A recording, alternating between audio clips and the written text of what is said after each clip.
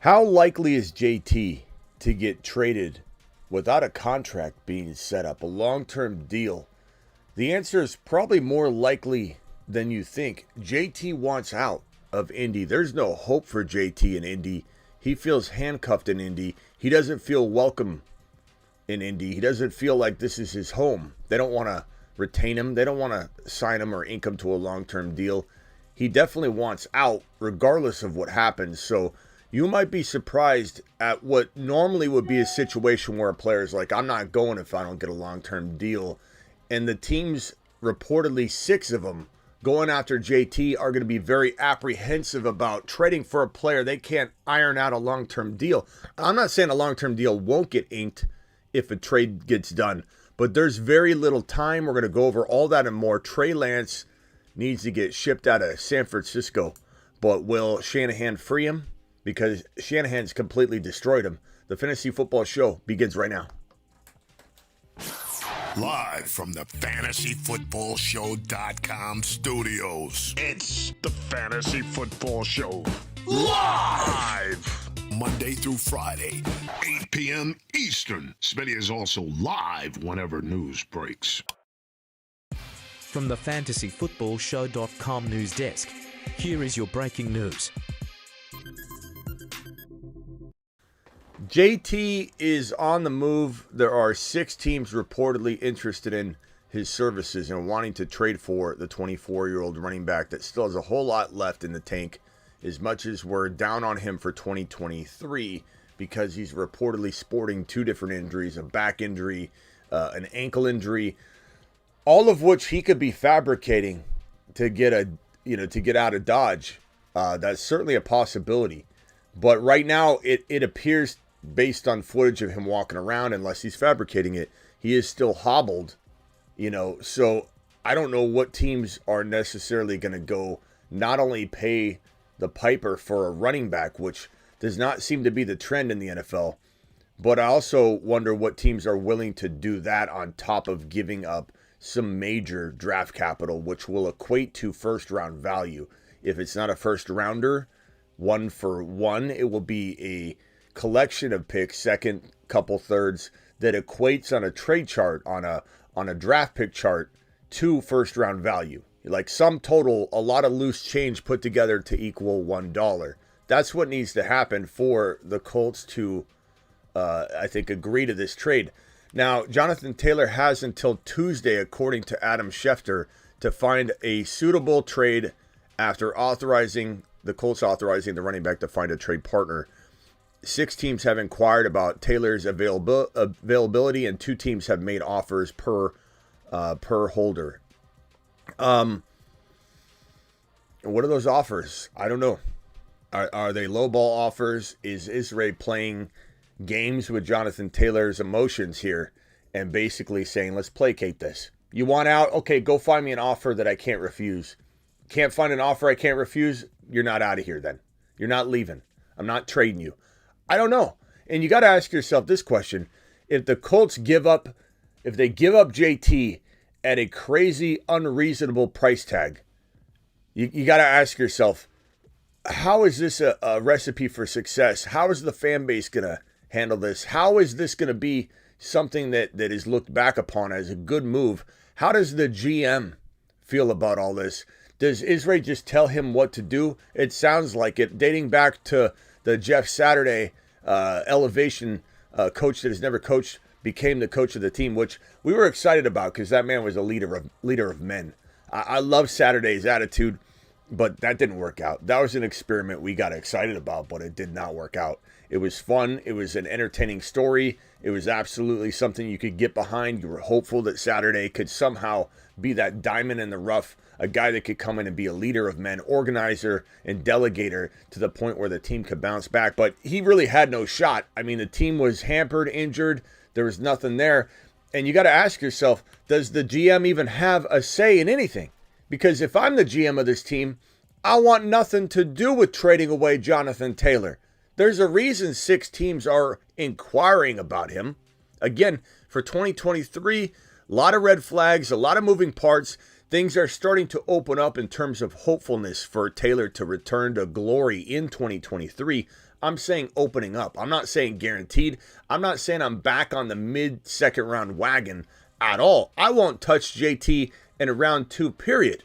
And that's because of a plethora of reasons that we can count on 2 hands, not one. You've got vulturing touchdown situation. You've got a horrible leadership from the top down in this organization. They run this thing like the former Washington Commander ownership. This reminds me a lot of Snyder. All these behaviors, comments, the bedside manner with your RB that wants a new contract. There's a lot of red flags. The back injury, the ankle injury, the fact that he's not healthy from the ankle injury yet. All those things are huge red flags for JT. However, he is inching closer and closer to potentially being a second round worthy player when you're talking about all the other second round worthy players that are sitting in front of him that don't have all of the red flags.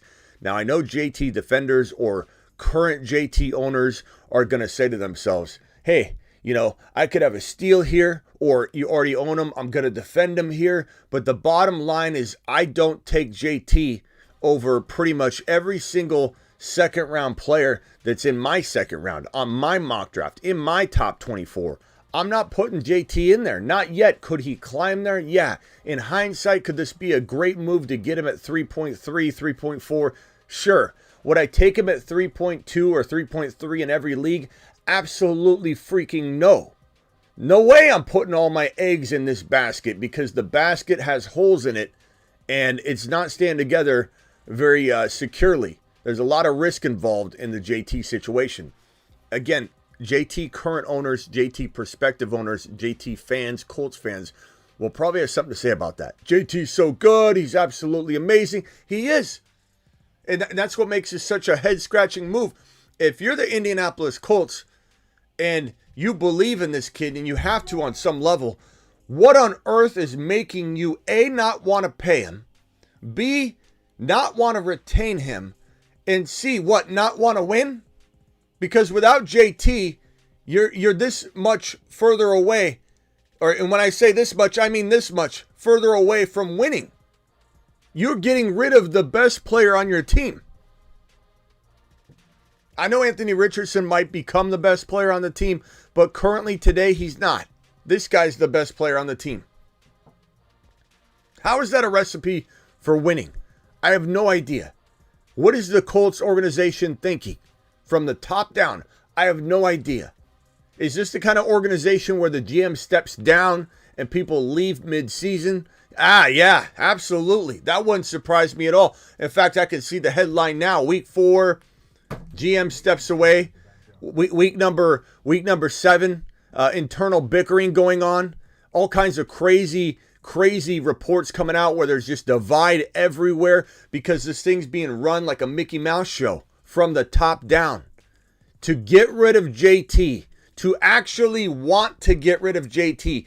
Actually, he didn't want to get rid of JT. Israel said, I don't want to get rid of, you're not going anywhere. End of story. Not now, not in October. And now they're giving him a hard deadline of Tuesday when they want to put him on the NFI list anyway. This is sabotage. This is sabotage, and it feels an awful lot like the Houston Texans sabotaging Deshaun Watson, which, look, there were reasons why I think one could argue Deshaun Watson didn't deserve to play that year or ever or whatever. You can take your stance on Deshaun Watson all you want. No one's saying Deshaun Watson's a perfect person at all. But there was sabotage going on there. There was a team that was out to get him. The Houston Texans owner wanted to literally burn the house down, in my opinion, versus let Deshaun Watson get any sort of satisfaction or winning. No pun intended on that one. This seems so much like the same thing.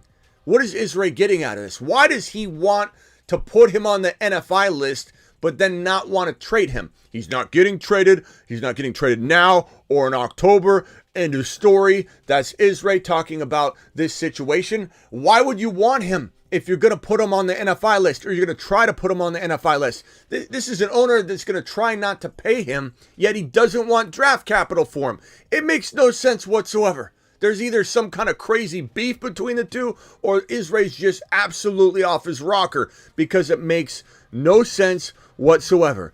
To not want to trade him or to want to trade him, none of it makes sense whatsoever.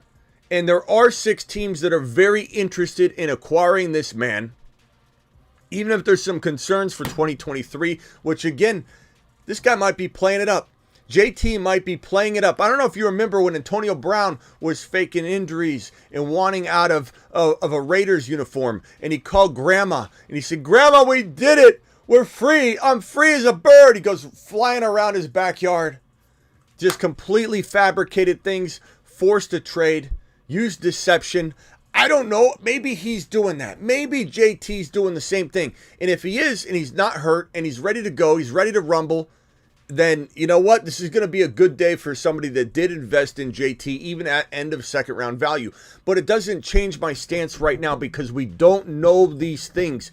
There's a strong shot that a team's not bringing a strong enough offer. There are 6 teams interested. 2 have made offers. We don't know if those offers were garbage offers. Was it a 3rd rounder? Was it 2 third-round picks? Was it a second alone? Are they really far apart? Israel's stubborn. Israel may not even want to trade him, period, no matter what offer comes in, because he's pulling a Houston Texan job on this situation. There's a lot of moving parts where nobody knows what's going to happen. So you can gamble your fantasy season on, if this gets ironed out perfectly, I'm going to make out like a bandit. And I don't mind that. In a best ball draft, underdog fantasy, we're going to draft tomorrow night, promo code Smitty. I don't mind you taking some gambles and shots in a $5 puppy draft.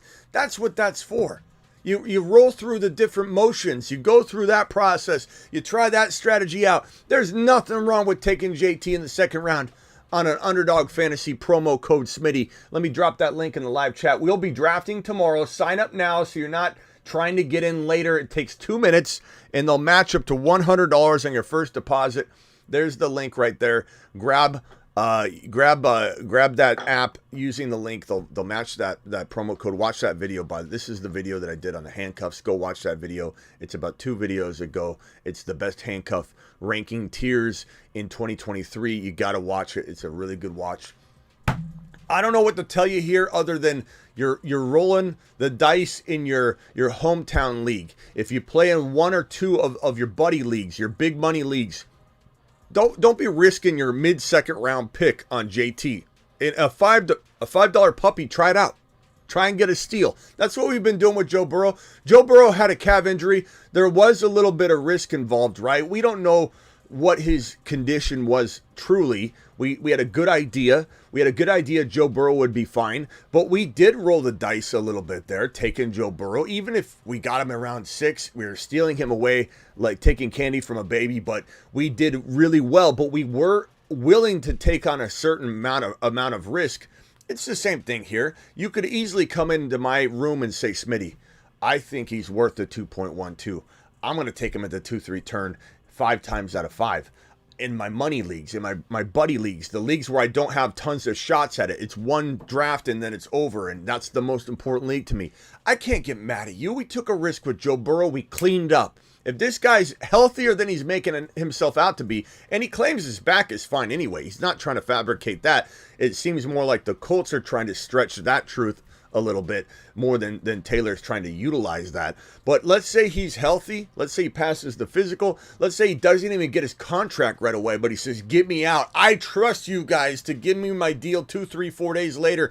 Get me out of here. Get this done, this deal done before Tuesday's hard deadline by Israel and the Colts brass that clearly don't know what they're doing. What do you think's going to happen? He's probably going to get his long-term deal. Even if he doesn't, he's in a better situation that at least a team might say, we want you. We want you, JT. We want you. We're giving up draft capital for you. We clearly want you. Let me ask you a question. Would you rather be in a pile of dog shit, okay, over in Indy? And I'm not saying the team is. I'm saying his situation is a big dump, and he's sitting right in it. He doesn't want to be there. He doesn't want to sit in it. He doesn't want to play in it. He doesn't feel loved. He's not getting bathed. He's not getting cleaned off. He's sitting in a big pile of crap over in Indy, and they're not extending him. They're not giving him a contract. What would you rather do? Okay, if they said you're going to have to trust us that we're going to try and get a long-term deal done, we're very confident we will, but we don't have time for that. We're going to execute this trade. Are you game, or are you going to say I'm going to hold out? Or are you game and ready to go? Are you ready to roll? Is it game on? And JT, what do you think JT's going to say? Okay, team that doesn't want me, I'm sitting in a pile of crap. I hate where I'm at. I don't want to play football. I'm not motivated. Or hey, I can go over to this team. They're promising me they're going to do their best, but they want me. The team wants me. New start, fresh start, different owner. Owner shook my hand and said, "We want you here. We want you here." What do you think JT's going to do? This could be one of those situations where the trade happens and the deal either gets done later or the deal doesn't even get done, till midseason or later. It certainly could be one of those situations, but guess what? It's a better situation than this man sitting in right now. And for that reason alone, I think there's a real high probability that a team does acquire him. It happens by the Tuesday hard or soft deadline. And then a couple days later, a week later, a month later, maybe never, maybe in the offseason, he gets his contract extension and he's a happy man and he's where he needs to be. I don't know what to tell you at this point other than be careful, draft him in spots, draft him in certain places. Don't be reckless with it. Don't put your big money league on the line when you can get a Jahmyr Gibbs. Would I rather have Jahmyr Gibbs over JT? Yes. Would I take Jahmyr Gibbs over JT 10 times out of 10? The answer is yes. You've just been Smitty approved. I would take Gibbs over JT 10 times out of 10. Every single time. Every single time. You can say it's crazy. I don't care. I'm not here to worry about what the negative Noah is thinking in the chat. I'm here to help people win championships. I'm here to call out things like I see it. Will I be wrong? Absolutely. Will I maybe regret this one? It's certainly possible. But I highly doubt that Gibbs disappoints us to a degree that this man is blowing Gibbs out of the water. In PPR, Gibbs can be a top 5 RB. I'm taking Gibbs every single time. Every single time. Somehow ends on Gibbs. I'm dead. D-Class probably loves that we're always talking about Gibbs. And why would we not? And if anybody needs the science, if anybody out there is like, what are we doing?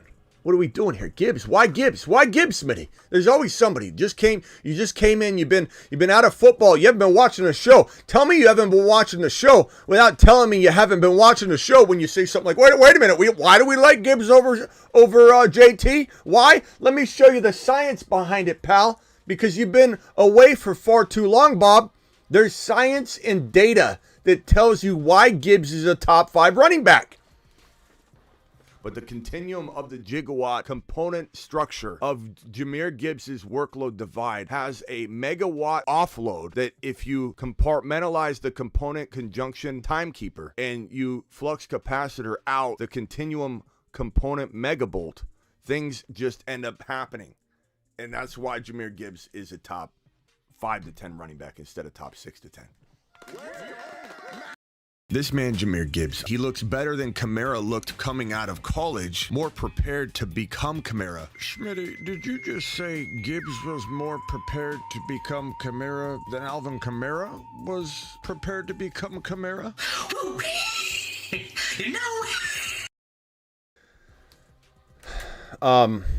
If that doesn't convince you to draft Jahmyr Gibbs, I don't know what the hell will.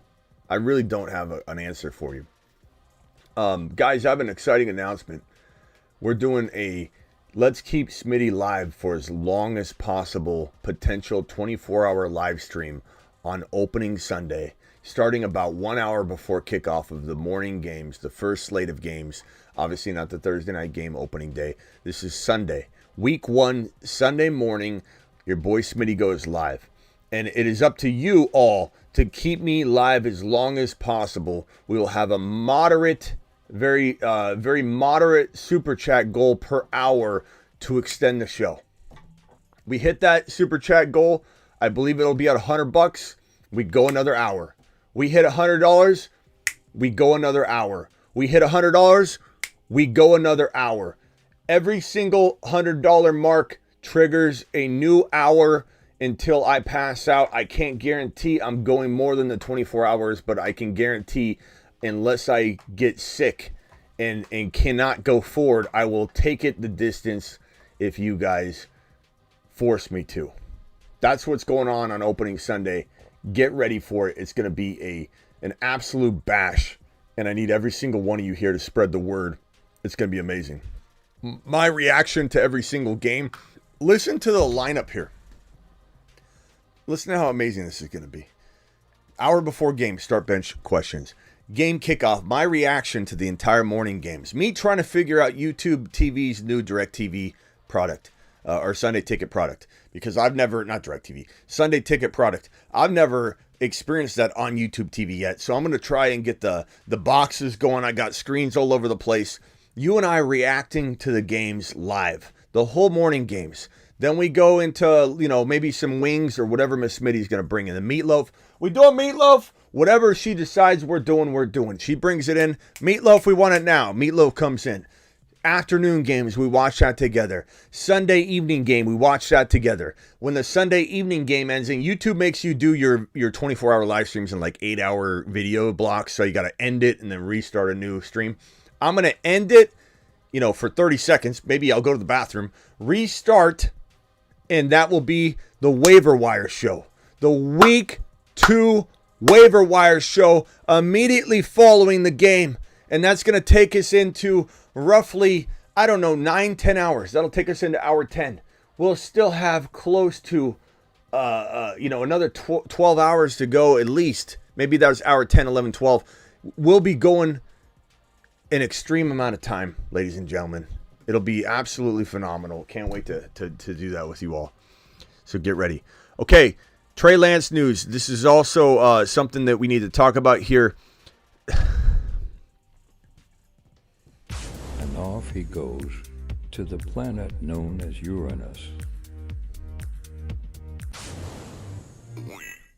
Kyle Shanahan is now the king of planet Uranus. We've promoted him. I hate to promote him at all because of the disgrace of a job he's done at the quarterback position for years. For years. Kyle Shanahan does not know how to navigate the quarterback position. He does not know how to navigate any of that crap. He's got a great scheme. He's not a good head coach. Oh, Smitty, how can you say that? He was almost coach of the year last year. Listen to the words coming out of my mouth. He is a savant when it comes to offensive coordinating. He is a savant when it comes to developing a coaching tree, to be quite frank and honest with you. He is a savant with scheme and putting together one of the best schemes, blocking, pulling. This guy knows everything. He's got pedigree. He's got just an unbelievable tool belt of knowledge. This guy, Kyle Shanahan, is quite arguably one of the best offensive minds in the National Football League. But he's a bad head coach. And his offensive savantness, as I make up words here, is the reason why his head coaching, I guess you could say, accolades look like he's doing a good job coaching. Just because he wins a comeback game, that doesn't mean he's a good coach. His offensive coordinating is what won him that game. Just because he does this or does that, makes it to an NFC championship game, that doesn't mean he's a good coach. He keeps punting away his opportunities. He takes his foot notoriously off the gas when they get deep into a game, blows lead after lead, and cannot, for the life of him, figure out his own quarterback situation. Passed on Tom Brady twice. Tom Brady wanted to come to San Francisco to win a Super Bowl, and he said no. Where did he go? Tampa Bay. Won a Super Bowl that very year. Passed on Patrick Mahomes. Passed on Deshaun Watson. Passed on, didn't aggressively go after Stafford enough, and Stafford was very good for a while. This is a coach that doesn't know the quarterback position whatsoever. And he's ruined Trey Lance. Absolutely ruined him. Put him in too late as a rookie. Rookies start nowadays, especially when there's nobody good in front of you. Jimmy Garoppolo is not the kind of quarterback that keeps the number 3 overall pick on the bench as he's a rookie. You don't do it. If you're going to do it, you shouldn't have drafted him. If you don't believe he can handle being thrusted into the lineup, you shouldn't have drafted him. You shouldn't have drafted him. Plain and simple. And I would love to hear from Blackbeard on this one, to be honest. Blackbeard, if you want to call in, I would love to talk. The phone lines aren't open yet, but for Blackbeard, they are. Look, this is a debacle.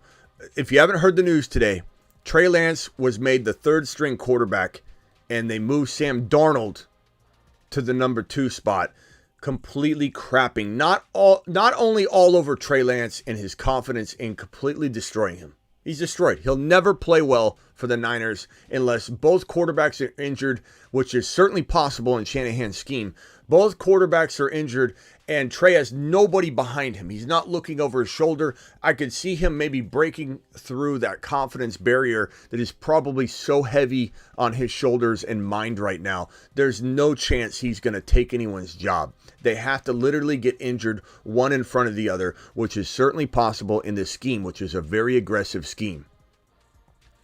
Kyle Shanahan making this man the number 2 or the number 3 quarterback. And I don't know if he's going to trade him or not. The NFL Network's reporting the Niners are exploring options for Trey Lance after the team named Sam Darnold the backup. What a great move, though. You demote him, you devalue him, and then you expect to go get top dollar for him if you even expect to trade him at all. And it wouldn't surprise me if Shanahan was like, we're just going to keep him, we're not going to trade him, which is things you hear. There's multiple reports about different things right now on this topic. And way to devalue your own player right before you potentially might listen to some open door offers. Hey, what do you want for your 3rd string quarterback? Well, we want a 1st rounder. We're not giving you a 1st rounder for your 3rd string quarterback. You couldn't even make him your 2nd string quarterback. What makes you think we're going to trade for your 3rd string quarterback and give you a 1st round pick? Are you out of your mind? Just because you drafted him using 3 1st rounders doesn't mean the rest of the league's going to even consider him anything more than a 2nd round pick, conditional probably. And Miami Mike, who consumes Niner players like crazy, is somebody that could be in play. Tua Tagovailoa has a huge injury risk cloud over his situation every moment he's on the field. Even during practice, Tua Tagovailoa is a concussion risk. I don't care what anybody says. He is the most concussion-prone player, in my opinion, than anybody in the National Football League, and it's not even close. It doesn't matter what some doctor may have told somebody. I'm telling you. Okay, my opinion is that there's no way Tua Tagovailoa is not more prone to concussions than every player in the National Football League. The guy got concussed and had a brain damage injury, which is what concussions are, while he was concussed, because his team and the NFL and everybody sent Tua back onto the field when every single one of us laymen's out here that don't have medical degrees knew Tua suffered a concussion. We knew it. His arms were locked up. He couldn't move. He was trying to get up, couldn't walk. We all knew that Tua suffered a concussion without any medical training except for the training you get on this channel with all the medical stuff that your boy's been taking care of for 20 plus years and doing it better than anybody. Doing it better than anybody. A lot of doctors out here trying to play fantasy football. We've been playing fantasy football and then playing doctor. You know, I don't know which one you prefer, but how about 20 years of applying the things we're seeing over and over and over versus jumping into this from the beginning? You know, from the onset here, 3 years doing it. No, 20 years of evaluating this stuff. Okay? And I'm telling you right now, Tua Tagovailoa is the most concussion-prone player in the National Football League, in my opinion. This would be a smart move for Miami Mike. This would be a player Miami Mike could revive. This is an offense in Miami that would allow this man to actually maybe grow to his potential. Minnesota is another opportunity. They've been trying to get out of Kirk Cousins for a little while, whether people want to believe that or not. I'm not saying Kirk Cousins is going to have necessarily a bad year, but they were exploring and have been trying to potentially maybe move away from Cousins and look toward potentially a future building move. A lot of rumors about Minnesota wanting Anthony Richardson, maybe trading up in the draft. it would be a smart move for the Vikings to go get a guy that they could put behind Kirk Cousins. He's not taking Kirk Cousins' job. For anybody that's a big Trey Lance fan at this point, I hate to break it to you, but the team that acquires him will not be starting him. He will be going to serve as a backup quarterback in case there's an emergency or potentially a guy they mold, so in Minnesota's case, for 2024, 2025, potentially. For Miami Mike to mold and sculpt if Tua can't get out of what he's going to get out of. And look, Miami's the best location. And almost, in my opinion, sadly, this is my opinion, sadly, he would almost be guaranteed starts in Miami, in my opinion. I don't think Tua Tagovailoa is staying upright. And I wish I was wrong. I wish I was wrong. But will Kyle Shanahan free Trey Lance? That I don't know. That I can't promise at all. Scuba Steve, you're live. Smitty, what's going on, my man? What's up?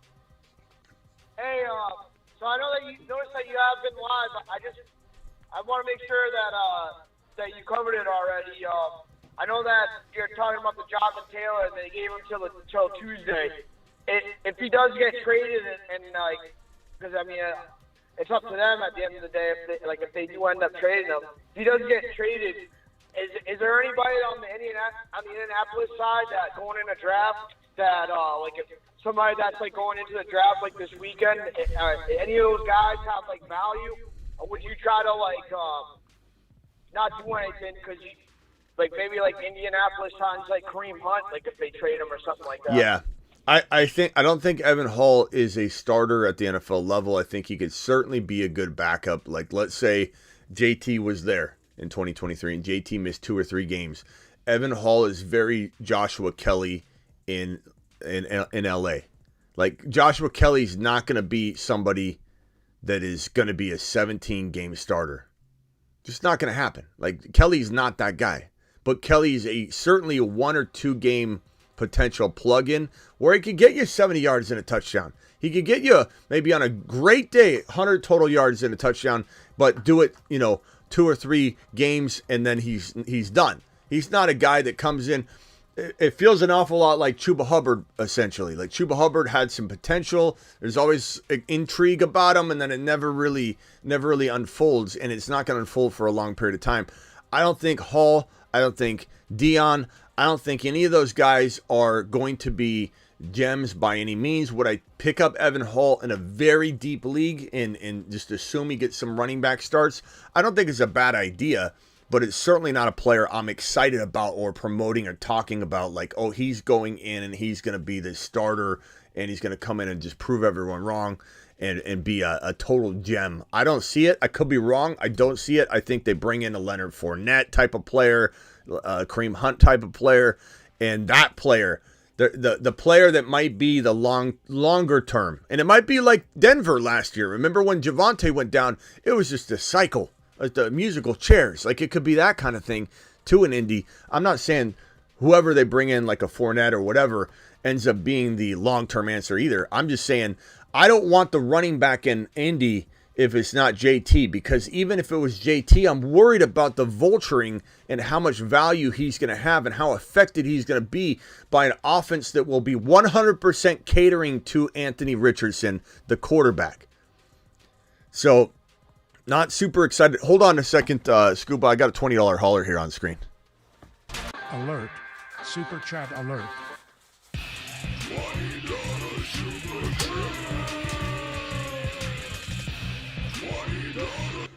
Thank you for the $20 hauler, James. James says off topic, but sick of the Bijan disrespect. Argue with a buddy last night about taking him 1.1. He said Algier will get carries and Bijan will face stacked boxes.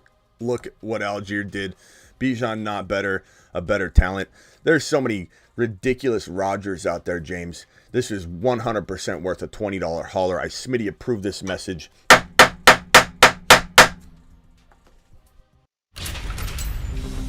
You've just been Smitty approved. And it's crazy to me that we've got to go over this with a bunch of reckless Rodgers and unaware Ungers. There's so many of them, James. There's so many of them. And this whole notion, and Peter King coming out throwing a whole bunch of gasoline on the fire, which is beautiful. Like, it's beautiful. I wonder on Underdog if Peter King's comments alone, and it's not just that Peter King said what he said. And if anybody doesn't know what he said, let me see if I can locate it and put it on the screen real quick. Peter King came out and said that he would not draft Bijan Robinson in the first round, or at least the top 10 in fantasy football drafts. I think saying something along the lines is that he'd avoid him because that's where he's going. So basically saying he would not draft him this year because the cost of entry does not. And it's not like Peter King is an amazing fantasy mind on any level whatsoever, but he is kind of respected in some circles, in NFL circles. So you got to wonder how many people picked it up, how many people reported on it, whether they were saying, I don't know about this, but did you see what Peter King said? How many people do you think this news report touched? And how many people were kind of like worried Williams, right? Oh my God, what if he isn't the real deal? Oh my God, what do I do? You know, I've got the number 3 overall pick and I'm a nervous Nelly and I don't know if I want to grab him now. There's got to be a big reactive, knee-jerk reaction, like wave of disbelief out there with the people that were kind of on the fence based on this NBC Sports report by Peter King. Said fantasy managers should be really, really careful with drafting Bijan Robinson, essentially saying he's not worth the top 10 to 12 overall pick. Absolute blasphemy. I love it. I hope that touched every news source out there and everybody picked it up, and whether they triple stamped it with a double stamp or not, that we at least know people are reading it, seeing it. And I wonder if it's going to trickle into the Underdog ADP in the next day or so, because it happened yesterday, right? Or the day before yesterday. So on Underdog Fantasy, promo code Smitty, hit the link in the description of every video, especially if you're watching the replay of this. It's in the link is in the description of every video. It says play Underdog. The link will insert promo code Smitty for you. Promo code Smitty will get you up to $100 bonus match, dollar for dollar. It's a $10 minimum. So if you do 10, they'll give you 10. You'll have 20. If you do 50, they'll give you 50. You'll have 100, and so on, all the way up to 100. But, bro, this is good news. Let people continue to doubt Bijan. Let ridiculous Rodgers and people that know nothing about football, or stats, or predicting this or predicting that, projections, when they don't know that Bijan Robinson's team was the number 1 rushing team in the NFL last year without him, averaging 4.9 a carry, 4th in the NFL without him, running the ball 559 times, 1st in the NFL. What in the hell is Bijan going to do with more than 300 carries when he's going to pull in 55 plus receptions? He can't run the ball 350 times, which would be like a little more than half that number. Like, even if you gave Bijan, let's call it 250 rushing attempts, which would be a boatload for a rookie that's pulling in 50 plus receptions, that is less than half of that number. What in the hell's Bijan going to do with more than 250 carries when he's out there in the slot a third of the time or more catching footballs? People don't know what they're talking about. There's 250 plus carries that Algier needs to consume. Algier's needed. We need Algier to run the ball over 200 times. Does unaware Unger not understand that Algier needs to run the ball? He won't run over 200 times, though. He won't. He'll run 100 and whatever, 150, 160, 145, whatever it is. We need that. We need him to run more. We need him to run 200 times in order to keep Bijan healthy. Just absolute idiocy. It's crazy. Appreciate you with your super chat, James. And Scuba, hang tight real quick while I get the rest of these super chats on the screen and answered. Deckard dropping the first super chat of the night. Deckard, appreciate you. Thank you, Deckard. Appreciate you. Deckard says, when will the deal get done for JT? As I said from the beginning, you probably heard my answer, and probably like Smitty already answered this. There's a real strong chance a deal doesn't get done, that they just make the trade and a deal gets worked on, and in good faith, JT says, get me out of here. I'm better off with your good faith offer and you telling me we're going to get something done than staying put, where I don't get a deal for sure. So there's no deal that needs to be done in this situation. Normally, yes. Normally, you never see a player agree to a trade. And he doesn't really even have to agree to it necessarily, but to be okay with it. Salty says, sent you a DM about a trade in the Moonman League, would normally call, but the opponent may be here. I figured a super chat would be chill. Thank you for the $10 hauler moonshot to you. Appreciate you. I'll check it after the show, Salty. But thank you very much. Unless you typed it and I can read it real quick. I'll try and pull it up, Salty, and look and without reading it out loud. But I probably, let's see here. I'll look for it, Salty. I'll try and find it. Give it a little bump so you go to the top of my DMs, if you don't mind. Alex with a $6.99 hauler. Alex, let me see if you have a question somewhere. You didn't attach anything. Let's see. I think you might have super chatted again, though. Yeah, you did. So let me get to that. Hey, Ziggy, off. Ziggy, off. Ziggy, off. Ziggy, you're an idiot. He's worthless. He's worthless. Thank you, Alex. I'll get to your super chat in a second. Rip, Trey Lance, Smitty needs to hear your opinion. Thank you, bro. R.I.P. Trey Lance.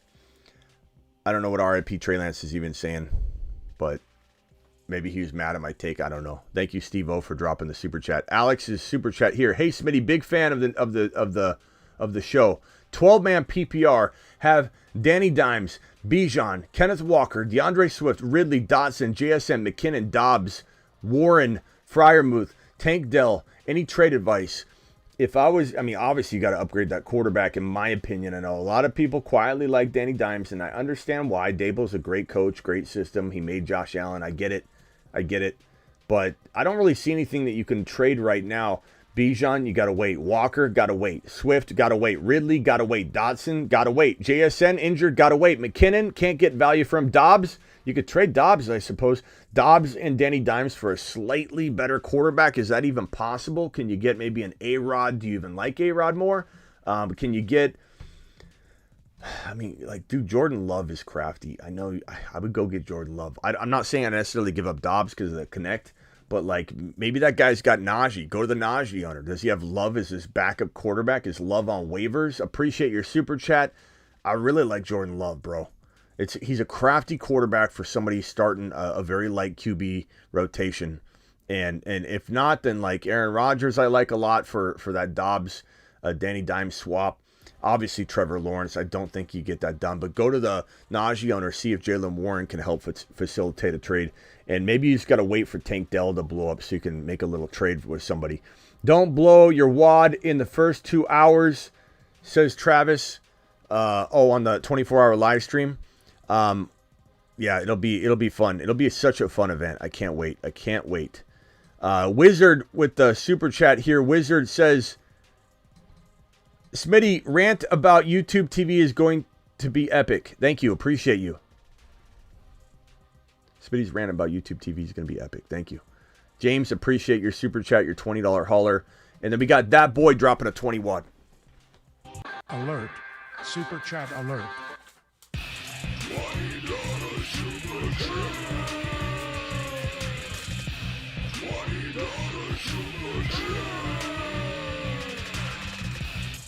Alert.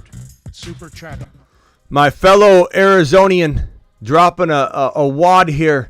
10-man, 2 QB, 3 wide receiver, T-Law. This is a 2 QB. T-Law, Watson, okay. Gibbs, Madison, Chase, Sun God, Debo, Andrews, Flex, Bench, Tony, Brees. Very good team. Don't be shocked that Brees is in your lineup in week 1. I just think there's so many people making such a stink about Brees Hall right now. I can't wait for him to absolutely annihilate people's expectations. Bench, Tony, Brees, James Cook, Kincaid. I love the squad. Flowers, Sharves, Dell. Should I make any moves with this roster? James Cook is a good sell high. I think James Cook and Madison to a weak running back owner would be a nice move.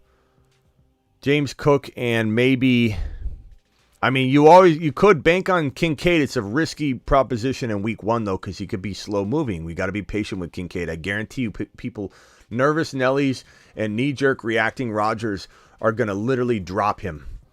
And we're going to clean up in week 2, picking up Dalton Kincaid, who gets 1 catch for 12 yards. But it is a move you could potentially make if you wanted to go after like a Bijan. You know, you give up James Cook and Madison and Andrews for Bijan or CMC, or, you know, upgrade Watson into Fields by using James Cook. You know, that's something I'd do. I would put Breece Hall in my lineup and say, let's ride and give up Madison, or use James Cook, give up Madison and Deshaun Watson for a Fields. I'd do that in a heartbeat, that boy. That would be the moves I would make. I want Fields on that team, and I would use Madison or Cook to make that happen. Michael with a $10 hauler. Michael's my boy. Michael says trade away Mahomes, DJ Moore, and Ingram. This guy does more big trades than anybody I know. They're always massive. Trade away Mahomes, DJ Moore, and Ingram for Deshaun Watson, Jefferson, and Freiermuth. No. I'd rather have Mahomes, DJ Moore, and Ingram than Deshaun Watson, Jefferson, and Freiermuth. I would rather have the Mahomes side. Mahomes is such an edge over Watson. I think DJ Moore is definitely miles below Jefferson, but then you have Ingram, I think, over Freiermuth. I'm not saying Freiermuth can't have a good season. I don't think I would do that. Mahomes is such a value. Let's see here. My wide receivers will be Jefferson, Wilson, Ridley, Christian Watson, Dotson, and you'd be starting all 4 of them, right? Or all 5 of them. They'd be your 2 or 3 flexes or whatever. That's a good team. That's a really good team, bro. If it were Dynasty, I guess I would consider it because of JJ, but I don't know, man. The only thing that would make me say yes to this is that you are so good at trading big deals like this that you could turn Watson into a Fields or T-Law and come back around and have the better team at the end of the day. That's the only reason I would say that, but I like DJ Moore enough and Mahomes as such a massive upgrade. I don't trust Deshaun Watson that much at all right now. James dropping a $5 hauler, says wearing the Bijan shirt from Fantasy Football Show. Attaboy, buddy boy. I'm going to draft Bijan 1.1. Wearing the shirt. He ordered the Bijan running back 1 shirt, and he's going to wear it to his draft. And Ivy dropping a $20 hauler. I don't see a question attached to it, but I'm going to go searching for it. I think it's right here. Let's hit that hauler button right now. Alert. Super chat alert.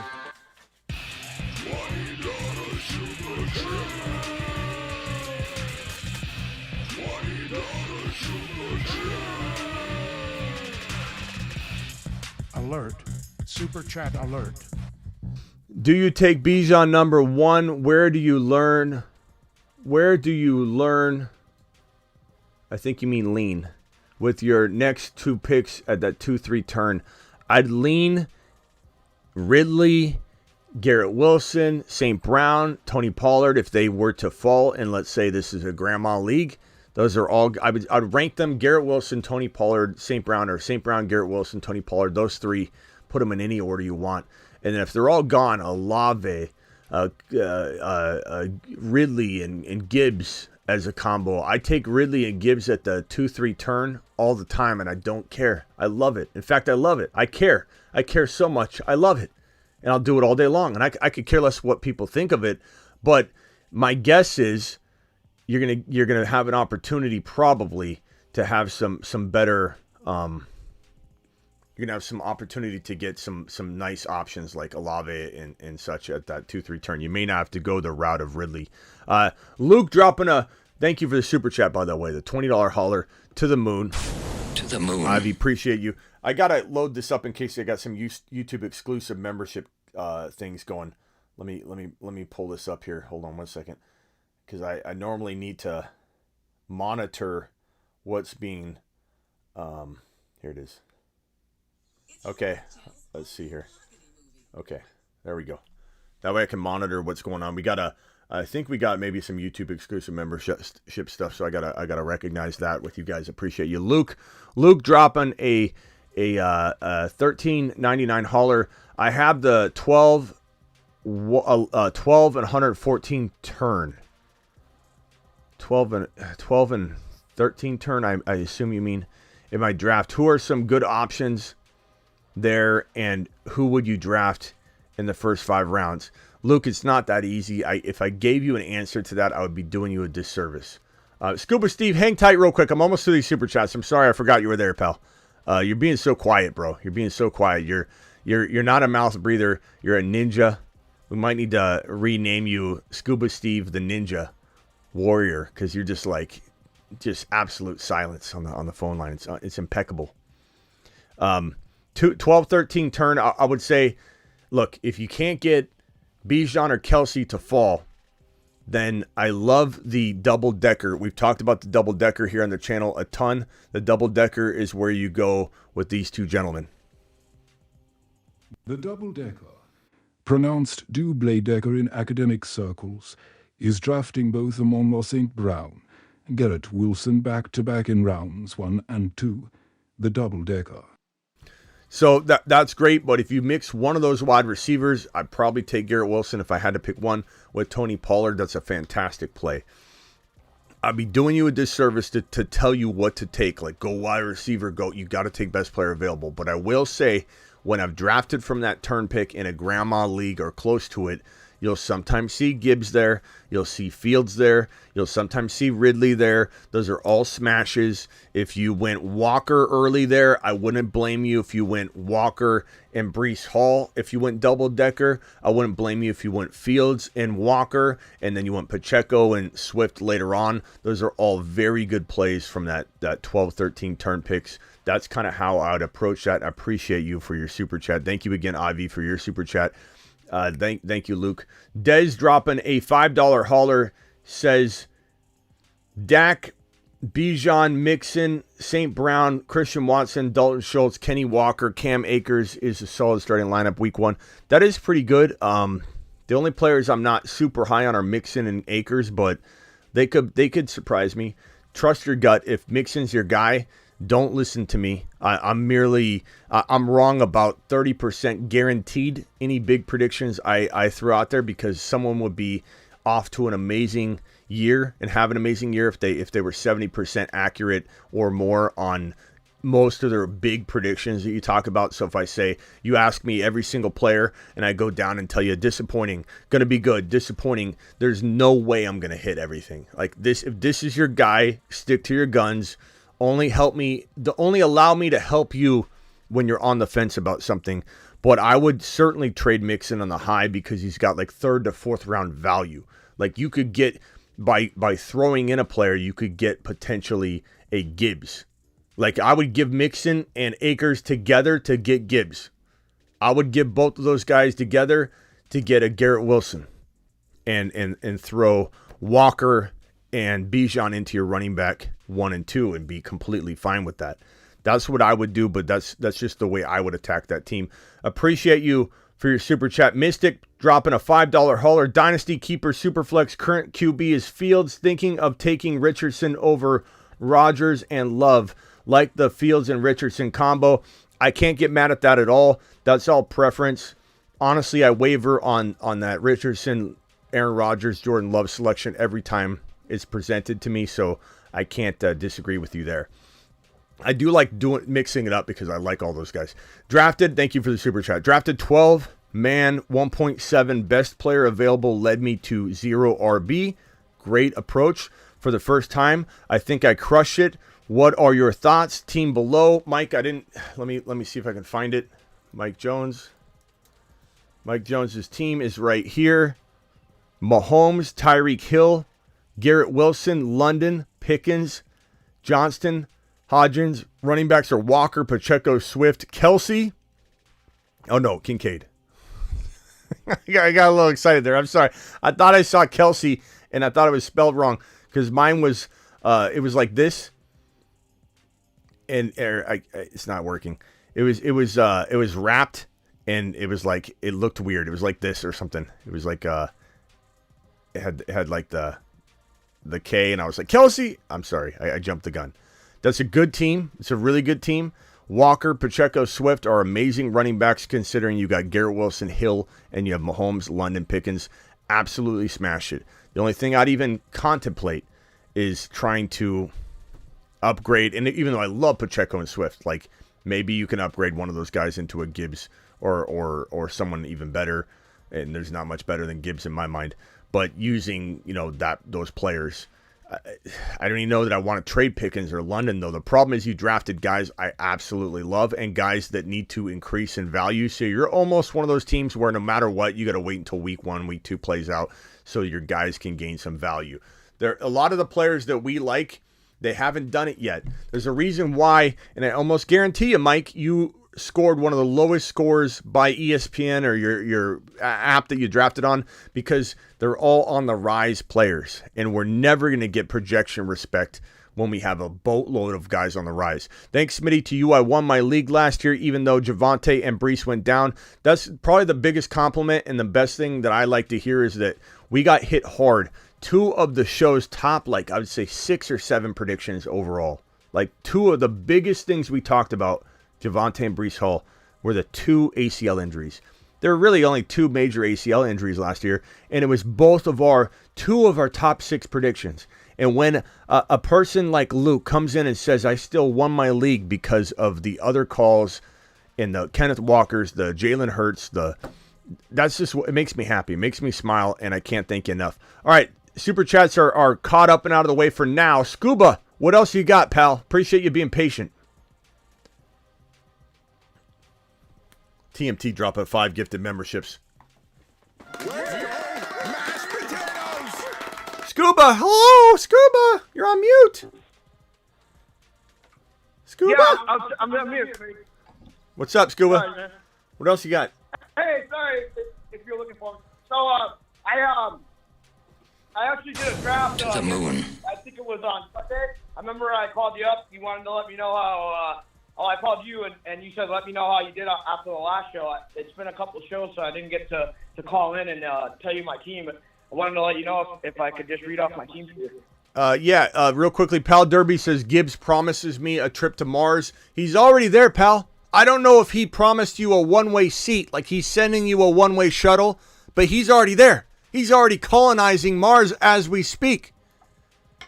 So I don't know if he lied to you or what, but he's sitting on planet Mars. He's on a shuttle to Mars. Mars man. The shuttle already landed months ago. Pal Derby, appreciate you, pal. Pal is a pal.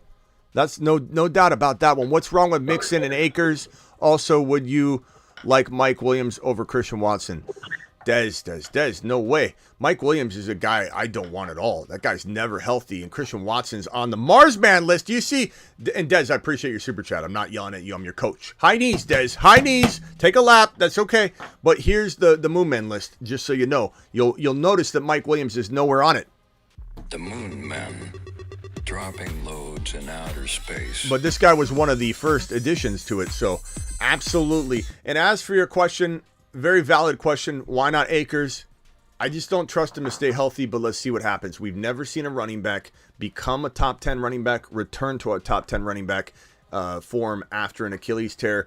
But we have, in fairness, never seen a running back have his job still available this long and have what looks like a good recovery. In medicine, the recovery process, the rehabilitation, everything is so much better every single year we take a step forward. So there's certainly a possibility, but he, in my opinion, probably would be earmarked as one of the most injury-prone players in 2023 from the running back position, in my opinion. So that's that. And then Mixon, I saw a clear decline in Mixon's value and talent level last year, and they asked him to take a pay cut for a reason. So you wouldn't go into the office of somebody that's thriving and looks exactly the part that they're supposed to play and say, hey, we're going to have you take a pay cut. There's a reason they asked him that. Okay, go ahead, Scuba. Give me your team real quick. All right. So in this league, just wanted to say that so there is two flexes, but for my flex, it's like position based. So I can only put a running back or wide receiver in one and wide receiver tight end in another one. But my team I'll give you the starters. So at quarterback, I got Trey Lance. I Whoa, got whoa. Yep. What did you just say to me? Did you just say did you just say I'm giving you my starters, and you said I'm Trey Lance? What? Did you just say I'm giving you my? Hold on. I'm sorry. That was my fault. I said it wrong. I don't know why I said Trey Lance. I meant to say Trevor Lawrence. I'm sorry. Good Lord, bro. Good Lord. All right. Cue the music back up. Good God. I thought we were going to have to send you on a super lap. We got to create that. That's a good idea. Super lap. We got a lap. Take a lap. Take a super lap. You can send me on a lap for that one for mispronouncing Trevor Lawrence's name. Yeah, you know what? Let me show you something. Law Dog. A lion lives among us, posing as half man, half lawman. His golden mane is reportedly 6 feet long and is bathed in milk. That's right. His marvelous mane grows longer with each breath he takes. Legend has it that if you say T-Law in the dark in the bathroom 3 times, you lose your league instantly. Conspiracy fanatics have linked his triangle bone structure to the ancient pyramids and alien theory. Drop a triangle emoji in the chat if you dare. And also, I don't know if anybody notices, I got a little T-Law shirt on right now. If anybody, I'm going to get coupon codes for you guys, but if you buy a Grindhouse hoodie and a shirt on Grindhouse, GRNDHAUS, wait until I get these coupon codes, or if you do it, you can send me your purchase order number or something, and I'm sure that they'll take care of you. But if you buy a hoodie and a shirt on Grindhouse, GRNDHAUS.com, you will get a free Law Dog shirt. And let me show it to you real quick. The Law Dog shirts are unbelievable. Sorry, Scuba. Hold on. The Law Dog shirts are unbelievable. I'm wearing one right now. Okay, it's got the milk carton, T-Law on the front. Let me show you what it looks like. This is the front of it. This is the front. This is not the back. This is the front. T-Law, milk carton, Law Dog. And on the back is the Fantasy Football Show logo and the Grindhouse logo. On the sleeves, you've got the Fantasy Football Show logo on the sleeve. Okay? On the sleeve. And then on the other sleeve is the Grindhouse logo. This shirt is free with the purchase of a Grindhouse hoodie and t-shirt. So they're limited, 100 made. They're very special. Very special indeed. Go ahead. Give me your team. Trevor Lawrence, go ahead. Yep. At quarterback, Trevor Lawrence. Bijan Robinson. I got Travis Etienne. Kenneth Walker. Garrett Wilson. Jahan Dodson. DJ Moore. And then at tight end, I'm starting Dalton Kincaid. I'm not going to give you my defense and kicker, but yeah, thank you. And then my bench, I have Devontae Williams. Woo! Woo! Addison. Okay. Jalen Warren. Okay. Khalil Herbert's backup. Woo! Johnson. Oh, I thought you had Khalil Herbert. Okay. I like Roshan. No, I wish I did. DeAndre Miller. Okay, we got enough. Jalen Hyatt and Michael Thomas. Okay. I'm not. MT's got some trade value, so I'll put him in here because you get a optimistic Oscar, and they might just throw MT in, and you might just get something. So in general, looking at this team, you've got a very solid squad. Are you starting only 2 wide receivers and 3 running backs? Is that correct?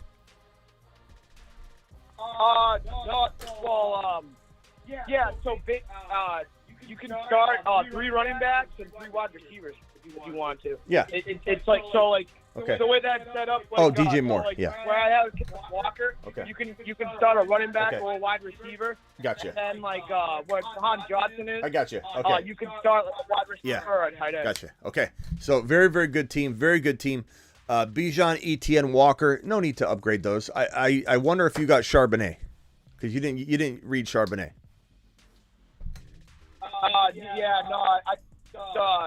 I didn't get him, but before I could even have a chance to try to move him up, somebody else ended up grabbing him. That sounds like an excuse. One of the guys that has let me see if I can. It sounds like an excuse. Where did he get drafted? What round? What round? Yeah. I can tell you. Hold on, let me go. I can actually tell you on the draft recap. I can actually tell you.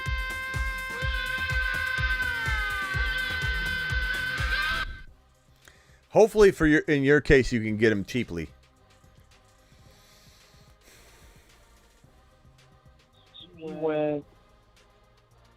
And Salty, I see your message, Salty. He went in the 12th round. So No! I took him. God. I took him. I took Khalil Herbert's backup, and then the guy took Zach Charbonnet. Can I ask you a question? And the same thing I was asking of Salty. Was it worth it? Was it worth it? Was it worth taking Khalil Herbert's backup to miss out on Zach Charbonnet? Was it worth it?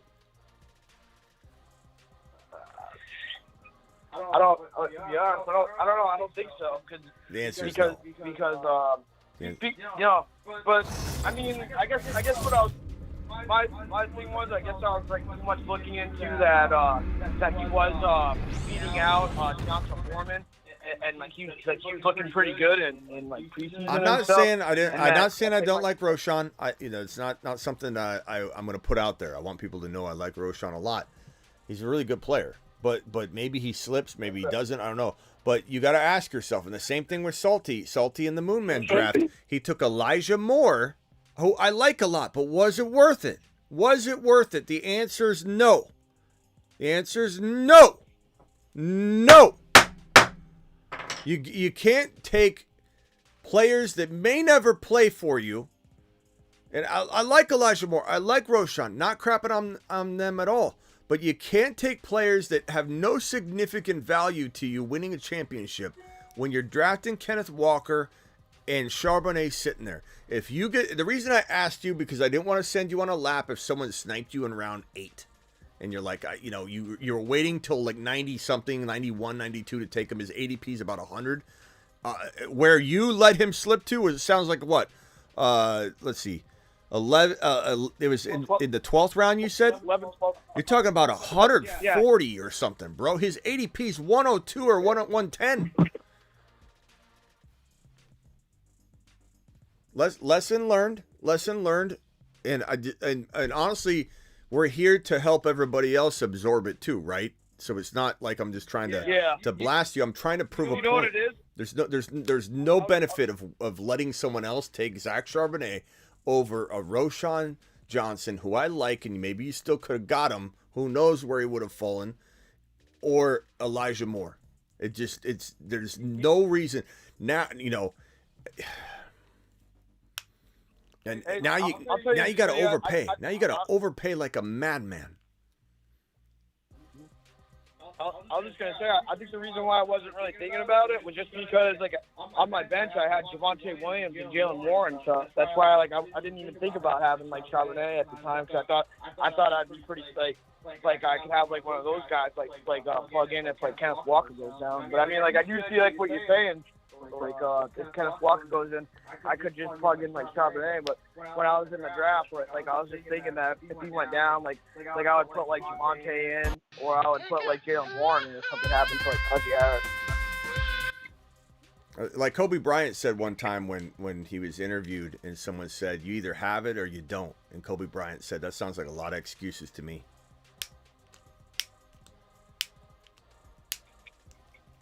You know what I'm saying? Hey, Look, Yeah. let's move on from here, Scuba.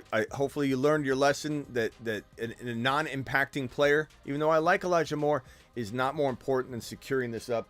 And you have an amazing squad. Could you do any sort of move like maybe, trade Javonte and DJ Moore for a top 12 overall player? Certainly try. Like a tight, you think, like, I was just gonna say, do you think that I should kind of figure something out as far as like my tight end if Kincaid doesn't start out pretty good? Because I mean, I have him, and if he doesn't if it is risky. So if he doesn't really start out that good, I would have to at least put You better be. somebody else in Look, there. I don't want to be back here. I've literally told everyone till blue in the face. You got to draft Charbonnet if you draft Walker. I've literally sat here for about a half a year just beating a dead horse on that. I can't beat a dead horse enough on this as well, because I have a feeling, Scuba, you're going to call back in a month or two from now and say, Smitty, I dropped Kincaid. I just didn't think he was going to do well because the first week he got one catch for 12 yards. And I just basically was like, well, I don't know if he's going to get any work. So I was like, I just got to go move on and get somebody else. And I just want to make sure that the lesson you learned here on Charbonnet, you don't have to relearn on Kincaid. He's a patient play. He may catch one pass in week one. He may not. He may blow up, but he may do nothing for 4 straight weeks. I do not want to hear that you cut him. Okay, you got to hold on to him. No, that I'm not going to do. He'll be on my bench if anything. I'll let some of the other names that I'll pick up. Trading him. Michael Thomas will probably be hurt, and I'll probably have to just drop him or something. Trading him is okay if you get at Andrews. You get you know what I mean? Like you get into a certain player and you're like, okay, I'm going to throw Kincaid to the wind in this trade, but not cutting him. So would I trade Javonte and Kincaid for Andrews? I don't think you get that done, but certainly I would. Certainly I would. Would I trade maybe for Hawkinson? Maybe I'd take Javonte, turn him into Hawkinson with this lineup. I could get behind that. Even if you had to throw an MT or whatever. Javonte's going to be a 5th round player. Hawkinson's like a 4th, or depending on where you're drafting, is all over the map. There's a lot of moves to be made here. I will tell you that I love your RBs. I love the Law Dog. I love your 3 wide receivers. No trade is necessary here, and you certainly don't need to do one before week 1 kicks off unless you're trading MT for Charbonnet. And I would trade Addison, MT, and Roschon Johnson. Throw him in for, in addition, for Charbonnet. You know what I'm saying? Like what the guy you picked, I'd throw MT and another player in just to make it right. Like you almost got to backpedal on that one. But getting Charbonnet is an absolute must for you, using MT, Addison, Roschon, and all those bench guys that are not named Javonte Williams and Kincaid. Hold on one second. Let me Ziggy, show me the front door. There's some guy. We're having a tree planted, and there's all these requirements where people got to come out from the city. And hold on one second. What's up, man? Can you hear me? What's up? Hello. Hey. I can't hear you. Hello. Does anyone happen to know? What's up, bro? Yeah, you can go. You can go around the back if you need to check it out for the tree. Is that what you're here for? The tree? No.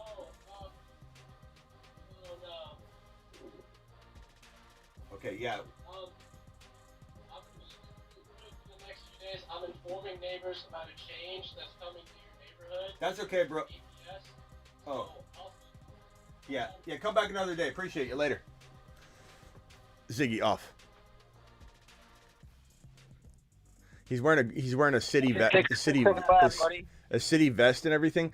We're planting a tree in the backyard. I didn't realize it would be this big of a deal. We've had the phone company out, the gas company out, the city out.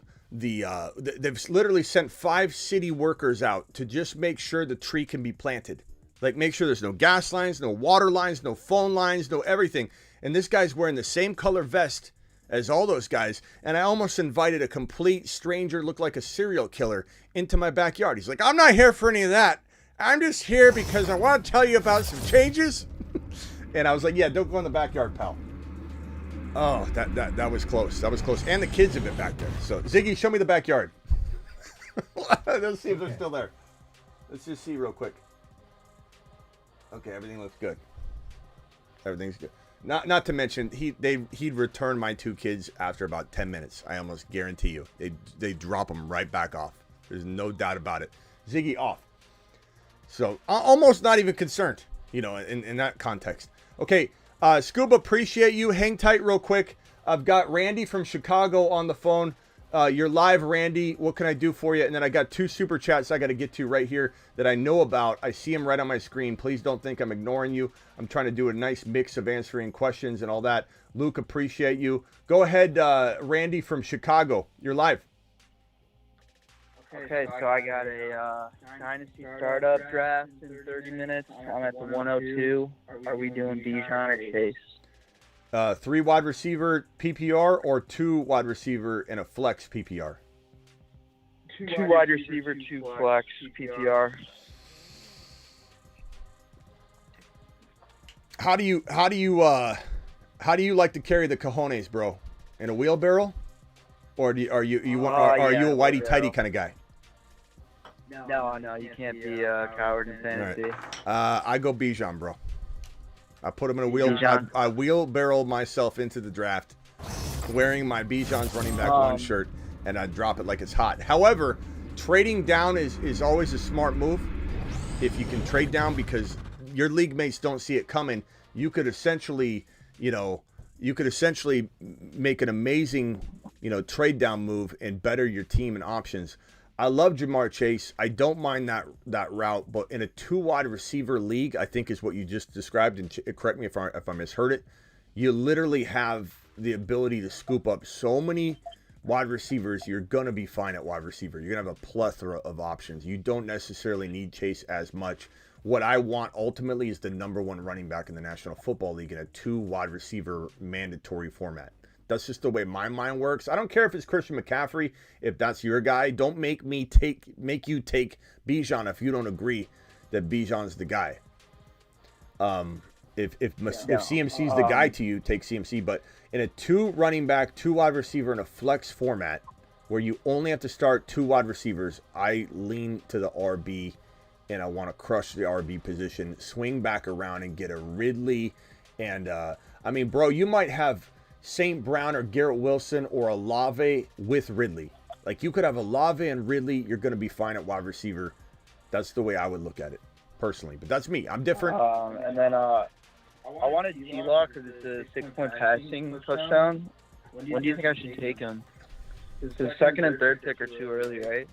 Yeah, for T-Law, you got to wait. I mean, the law, I got the shirt on right now. You order a hoodie and a shirt, order a hoodie and a shirt, or two products. If you order 2 hoodies, it would count too. A hoodie and a shirt, or a hoodie and a hoodie. You got to order a hoodie though, 1 hoodie and at least a shirt or 2 hoodies, and they'll throw a Law Dog shirt in. Law Dog is nowhere near. Is this a 12-team league? Yeah. Nowhere near the 3rd round. Law Dog's not anywhere close to the 3rd round. 6-point per TD league puts him probably around 4 or 5, but he's not in the 3rd round. At least he shouldn't be. If people are really crazy and grabbing quarterbacks that early, I think you probably will make out by scooping up the running backs and wide receivers, and then you end up going like Aaron Rodgers and Anthony Richardson or something like that if you end up getting sniped hardcore. Not to mention, I would detour like in the 3rd round and take Fields if the feeling was these quarterbacks are flying off the board and you want Burrow or Fields. That is a 3rd round quarterback I would pull the trigger on in a 6-point per TD league. Not to mention, like, I would easily pull the trigger on Mahomes, Josh Allen, Hurts, Fields, or Burrow in the 3rd round anyway. Like, for sure, in a 6-point per TD league, I'm targeting that quarterback, one of those quarterbacks in the 3rd round, guaranteed, because of the 6 points per TD pass. I mean, I love that. I'm just saying I don't take T-Law there. T-Law is your backup plan if you don't get one of those. Okay. All right, I got you. Thanks. All right, you can hang tight on hold if you want, bro. If you gotta, just mute if you could, limit the mouth breathing, and then we'll I'll circle back around if you got like a follow up. And hey, what about this round? Or hey, what do you like? Just think of some stuff, and then you can throw it at me in a second. Thomas with a $5 hauler says, rate my team 12 team, 2 flex, Fields, Geno, Gibbs, Madison, Javonte, Sharps, JJ, Ridley, JSN, Odell Beckham Jr., Tank Dell, Komet, Kincaid. It was offered Bijan for JJ. The fair market value is that you get more. Unfortunately, you may not be able to do it, but the fair market value, unless you're on the clock and can't trade down, where I literally will take Bijan if it's a 2 wide receiver league. If it's a 3 wide receiver league, I would take JJ or Chase sometimes more often than not if it's a 3 wide receiver league PPR. So that's my determination whether I go Bijan, 1, 2, or 3 is it 2 wide receiver mandatory or 3. If it's 3, I lean wide receiver. So I just think you need to maybe get more. But you got Ridley, JSN, Odell Beckham Jr. It's not like you're like oversaturated, at wide receiver, bro. If you trade away JJ, your wide receiver room is good, but it's not like, amazingly crazy, So if anything, it's not like a move that it feels like you got to make because you're stacked at wide receiver more than you are RB. It's very balanced. You got Gibbs, Javonte, Madison. You got JJ, Ridley, JSN. I mean, it's pretty balanced. I don't know that I'd be giving away opportunity to gain more somewhere. Ask him for more.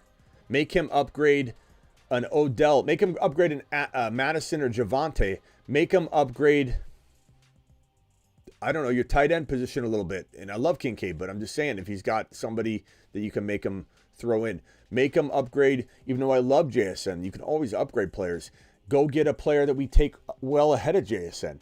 Go get an Olave. Make him give you Olave for JSN. Make him give you Garrett Wilson over Ridley. Something to close the gap, because there is a gap and you don't want to just give away talent because you want Bijan really badly. Andrew says, Khalil Herbert. Thank you for the super chat, Thomas. Khalil Herbert. And Thomas, just to let you know, if your gut tells you want to go Bijan and you don't care about the value, I'm behind it. I wouldn't make you take a lap. I'm just trying to give you some logical fair market value advice. But if you wanted to get yourself into some Bijan shares right there and you don't have them, I'm understanding of it, but you do deserve more. Khalil Herbert, and it's a 2 wide receiver, 1 flex. I don't know what that's referring to, Andrew, at this point. My mind. Let me look and see if Andrew sent something else here. $15 hauler, Smitty full point PPR 11th pick, Fields, CD Lamb, Keenan Allen, Bijan, Kamara, Andrews, Dotson, Herbert, Sutton, Gainwell, Dobbs, Chark, Roshan. That is a good team. Review your team. Let's do it. Let's do it live. Khalil Herbert. Okay. So your team: Fields, CD, Keenan Allen, Bijan, Kamara, Andrews, Dotson, Herbert. Love it. Love it. The only player I want to trade at all is Keenan Allen. I love CD. I love Fields. I love Bijan. I love Kamara. I love Andrews. Andrews is a potential player to trade if you can beef up something somewhere. Like, I don't know. You get a I don't even know if I want you to do anything because I love Dotson. Trade Keenan Allen, and you might have to wait until like Herbert busts loose or gets some sort of like coaching support verbally that makes his value go up. But I would rather get out of Keenan Allen and get like a Ridley. Get out of Keenan Allen and get a potential Kenneth Walker. Get a Breece Hall for Keenan Allen. Maybe straight up right now. Those are the moves I'm making. That's all you need to do, because your team is a wait and see. Let it gain value. Let people start respecting what it is you drafted before you start going and asking for things, because you got a bunch of risers, and people don't pay for risers until they become absolute. So you got to wait on that, but that's okay. It doesn't mean you drafted good. That means you drafted. Doesn't mean you didn't draft good. It means you drafted players that I love that are on the rise, and you got to wait. What do you think of my team? 10-man league: Lawrence, Gibbs, Walker, Garrett Wilson, Amon-Ra, Ingram, London, Breece Hall, Javonte Williams, Pickens, Kincaid, Jordan Love, Charbonnet, Tank Dell. Absolutely phenomenal team. Not a player that I even want to trade at all. Every single one of those guys are a Smitty guy. I don't want you trading because you'd have to get rid of one of them. Let that team play out and gain value. No doubt about it, your team's going to be worth so much more. Your players will be worth so much more. Your assets will be worth more if you wait and see. Reebok says, ordered a Bijan running back 1 sticker for the draft board. pick number 7. That's amazing. He's going to walk up there and put his own sticker on the board. Reebok, I love it, bro. That's awesome. Andrew, thank you again for your super chat. Thomas, thank you for your super chat. Sean O dropping a super on screen. If I missed anybody's super chat, please let me know. Sean O, $5 holler. Smitty, my league is trying to do 4 bench slots in a 12-team league, 1 QB, 2 running back, 2 wide receiver, 1 flex. I'm trying to load up on Moonmen. Does 4 bench players seem low? Absolutely, but everybody's playing within the confines of those rules. I'm not going to, I'm not saying you are, but I'm not going to like complain about it or say we need to add more. Like, use this exciting opportunity to be more active than everybody else. Can I tell you something, Sean? If you're on your toes more than anybody else, this will be advantageous to you. The early bird gets the worm. And if we keep you as a revolving door of opportunity on the waiver wire, and my waiver wire shows are better than anybody's, according to me, and I think you're going to agree, Sean, if you didn't see them last year, we're going to one-up the waiver wire shows, and we're going to do a pre-week 1 waiver wire update show here in the next couple days. Maybe we'll do it Sunday night, which is the night that we do them anyway, just to get everybody in tune with the schedule. But we're going to get you in a position where you're going to win your league based on the waiver wire. So this is advantageous. Advantageous if you're on top of it. If you're a neglectful Nelson, then maybe you are going to get worked over by this new rule change. Salty, appreciate you. Yo, my bad. I was working out left. Would you give Madison for Charbonnet in your situation? Guys, can I get your opinion on this real quickly so Salty can punch the button or not? Salty neglected to get Zach Charbonnet in the Moonmen draft. I think I have the draft board right here. This is the Moonmen draft. Salty, you can say what you want. It happens. Salty ended up taking this. Salty is this draft pick number 9. He took Walker, and then let me get an indicator on here so that I can highlight it. He took Walker at 3.9, which is a sniping league. It's not crazy to think that he went this high. Missed my super chat. Patiently waiting, says Nelson. Or not Nelson. Dion. Okay, let me look for it, Dion. I think I answered it, but let me look for it, Dion. Appreciate you. If I missed it, I'll get it right now, Dion. Hang tight. Don't focus on the value here. Like, he got Walker. It is what it is, and I like it. He took Madison here. Okay? He took Madison here. Zach Charbonnet went right here. This is where he made his misstep. He's drafting. He's going along right. 6.3, 6.4. He took Madison. Akers, Ayuk. It goes all the way down. Once he gets back, it's Deontay Johnson, Khalil Herbert, Watson, Lockett. He took Elijah Moore instead of Charbonnet. What's the point in that? He messed up. It is what it is. Now he's having to rectify it using a player he drafted 2 rounds above. Madison's got 6.4 ADP in this draft, a lot higher probably in other formats. I'd say he's a late 5th to early 6th round pick. Now he's being offered to rectify the situation. He's got to give up Madison to get Charbonnet. What does the chat think of this situation? Can we get a vote on this? Can we get a vote? Can we help out Salty? I know he's in shambles right now because he didn't draft Charbonnet or listen to me when I said you got to not waste your time or mess around with the Elijah Moore or someone like that. Is he overpaying to an extreme degree where he shouldn't do this trade? Pal Derby says keep Madison. Should do a keeper league strategy video. Thank you, Razvan. More for Charbonnet, says Charles. I don't think that's going to happen because I think it's being held over his head. Keep Madison. Keep Madison. Wait for Charbonnet to be dropped. He's not getting dropped. Hold Madison. No way. No. You're getting a lot of no's, pal. And I wish I could come in and tell you yes. And honestly, you both are probably going to ask me my opinion, and I got to be fair to both of you. I think it's something that if I was Blackbeard, I would take Madison for Charbonnet because he's getting potentially a late 5th round player that he could flip for another player and get good value for, even if he didn't want him. And if I'm telling you advice, I'd say you almost at this point got to bank on Madison just being the guy. You almost have to bank on Walker not getting hurt. And if, let's say, Walker goes down, you plug Madison in. I wish I could. I got both my kids asking me advice on this, and I can't I got to be careful, and I got to answer honestly because that's just the only way I operate. And I think that it's an overpay. If you're literally going to be in shambles, ask for more, potentially. If you could get more, maybe it's an easier pill to swallow. I do think it's very important that you get him. I think Madison's a fantastic value for Blackbeard, so I don't know if there's something he could throw in, but it's certainly not getting good votes in the chat, and I don't blame the chat at all. But Salty, appreciate you. I'm sorry I didn't get to answer your question yet. This $5 hauler. Oh, I got Dion's. Hold on, Dion. Let me get Dion's super chat. Dion said he's patiently waiting. Dion, I'm sorry, my guy. I got a lot here, and I potentially missed you. Michael, I think I saw your super chat come in. Another one, so I'm looking for it. Dion. Where's Dion? Neon Dion. Better first 3-round picks. I don't know how I missed this one. I'm sorry, bro. Better first 3-round picks. 1 QB, 2 running back, 3 wide receiver, half-point PPR, the 1.1 spot. Bijan, Saquon, and Ridley, or Bijan, Tyreek, and Gibbs. I go Bijan, Tyreek, and Gibbs personally. But I think they're both fire. They're both almost near even, bro. And I think you could catch me on one day saying one and on another day saying the other. Those are really phenomenal. Appreciate you. Patiently waiting. Thank you, Neon. Thank you, Neon Dion. You're the man. I lean the Tyreek Hill way, but it's super close. I like Barkley a lot, but I like Tyreek Hill more. Not by a ton, because I do have Tyreek Hill at the end of the first round, not at 5 overall like some people, but that's where I have Barkley, so it's very, very even. But I would lean the wide receiver.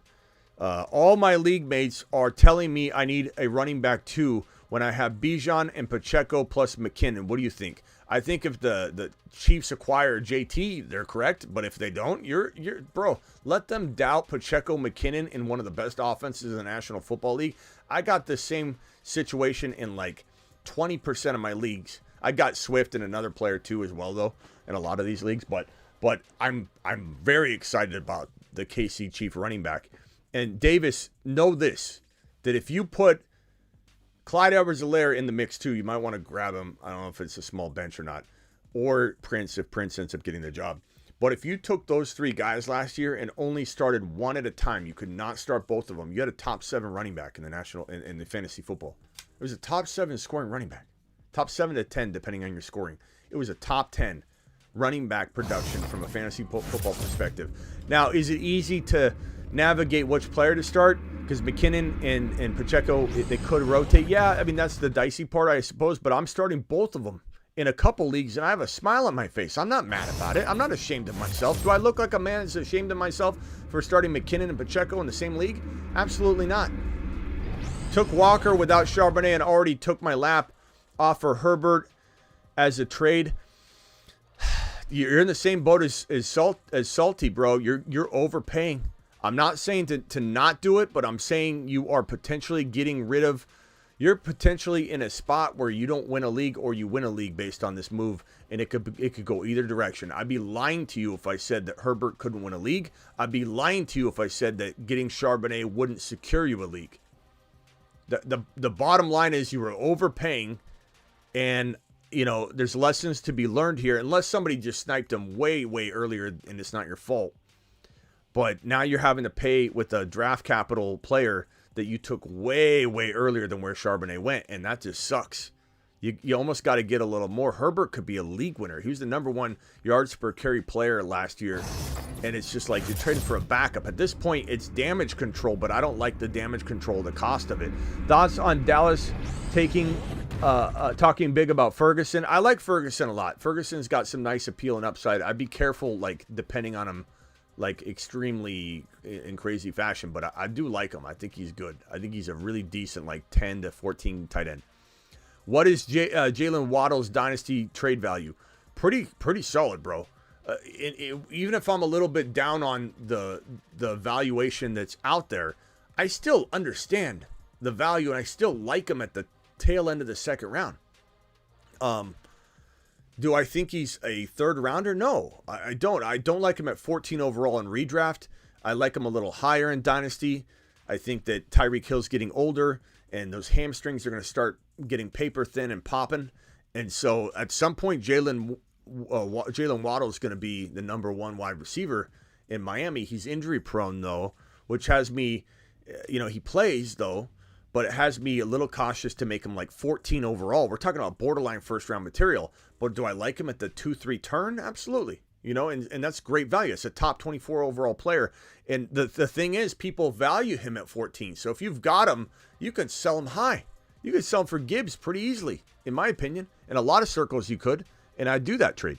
But I still like Waddle. I think people think I don't like him because I don't like him at 14 overall, and that's not the case. Number 1 overall, Bijan, Lamb, Olave, Christian Watson, Fields, Dobbins, Pitts, starting lineup, Love, backup, QB. I don't know who to start week 1. Yeah, I mean, bro, I would probably say, obviously, you know who to start week 1 at QB. He's not asking that. Fields, Bijan. Who's your running back? Yeah, I mean, we don't know what's going to go on with Dobbins, bro.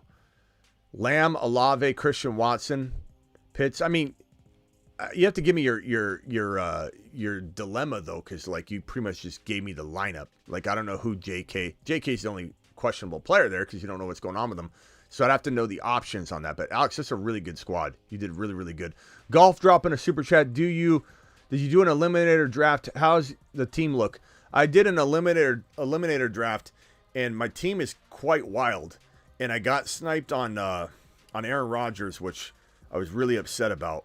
But this eliminator team ended up pretty crazy good, except for my quarterback. If I landed Aaron Rodgers and Jordan Love, I think I would have been easily in the final round, in my opinion.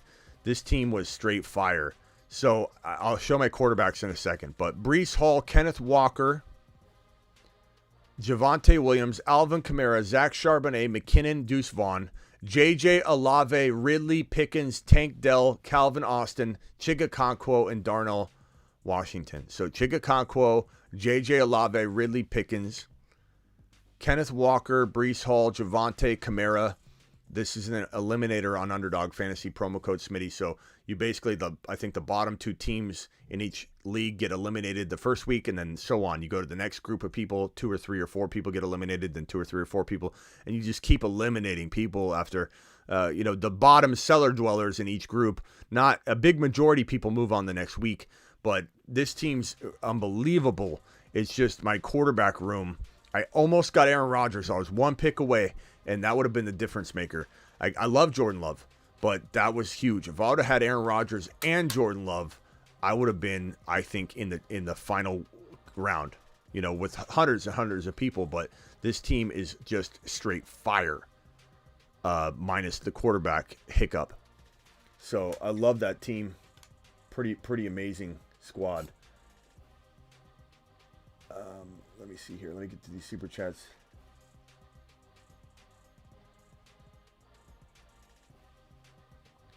All right. Golf, appreciate you with your super chat. Michael, Dakota Dave, give me 1 second. Let me just answer Michael's question, and I think I'm caught up on super chats. Michael says, didn't send the Mahomes for JJ trade. Instead, I sent Mahomes, Ingram, and Dotson for Hurts and Andrews. Mahomes, Ingram, Dotson for Hurts and Andrews.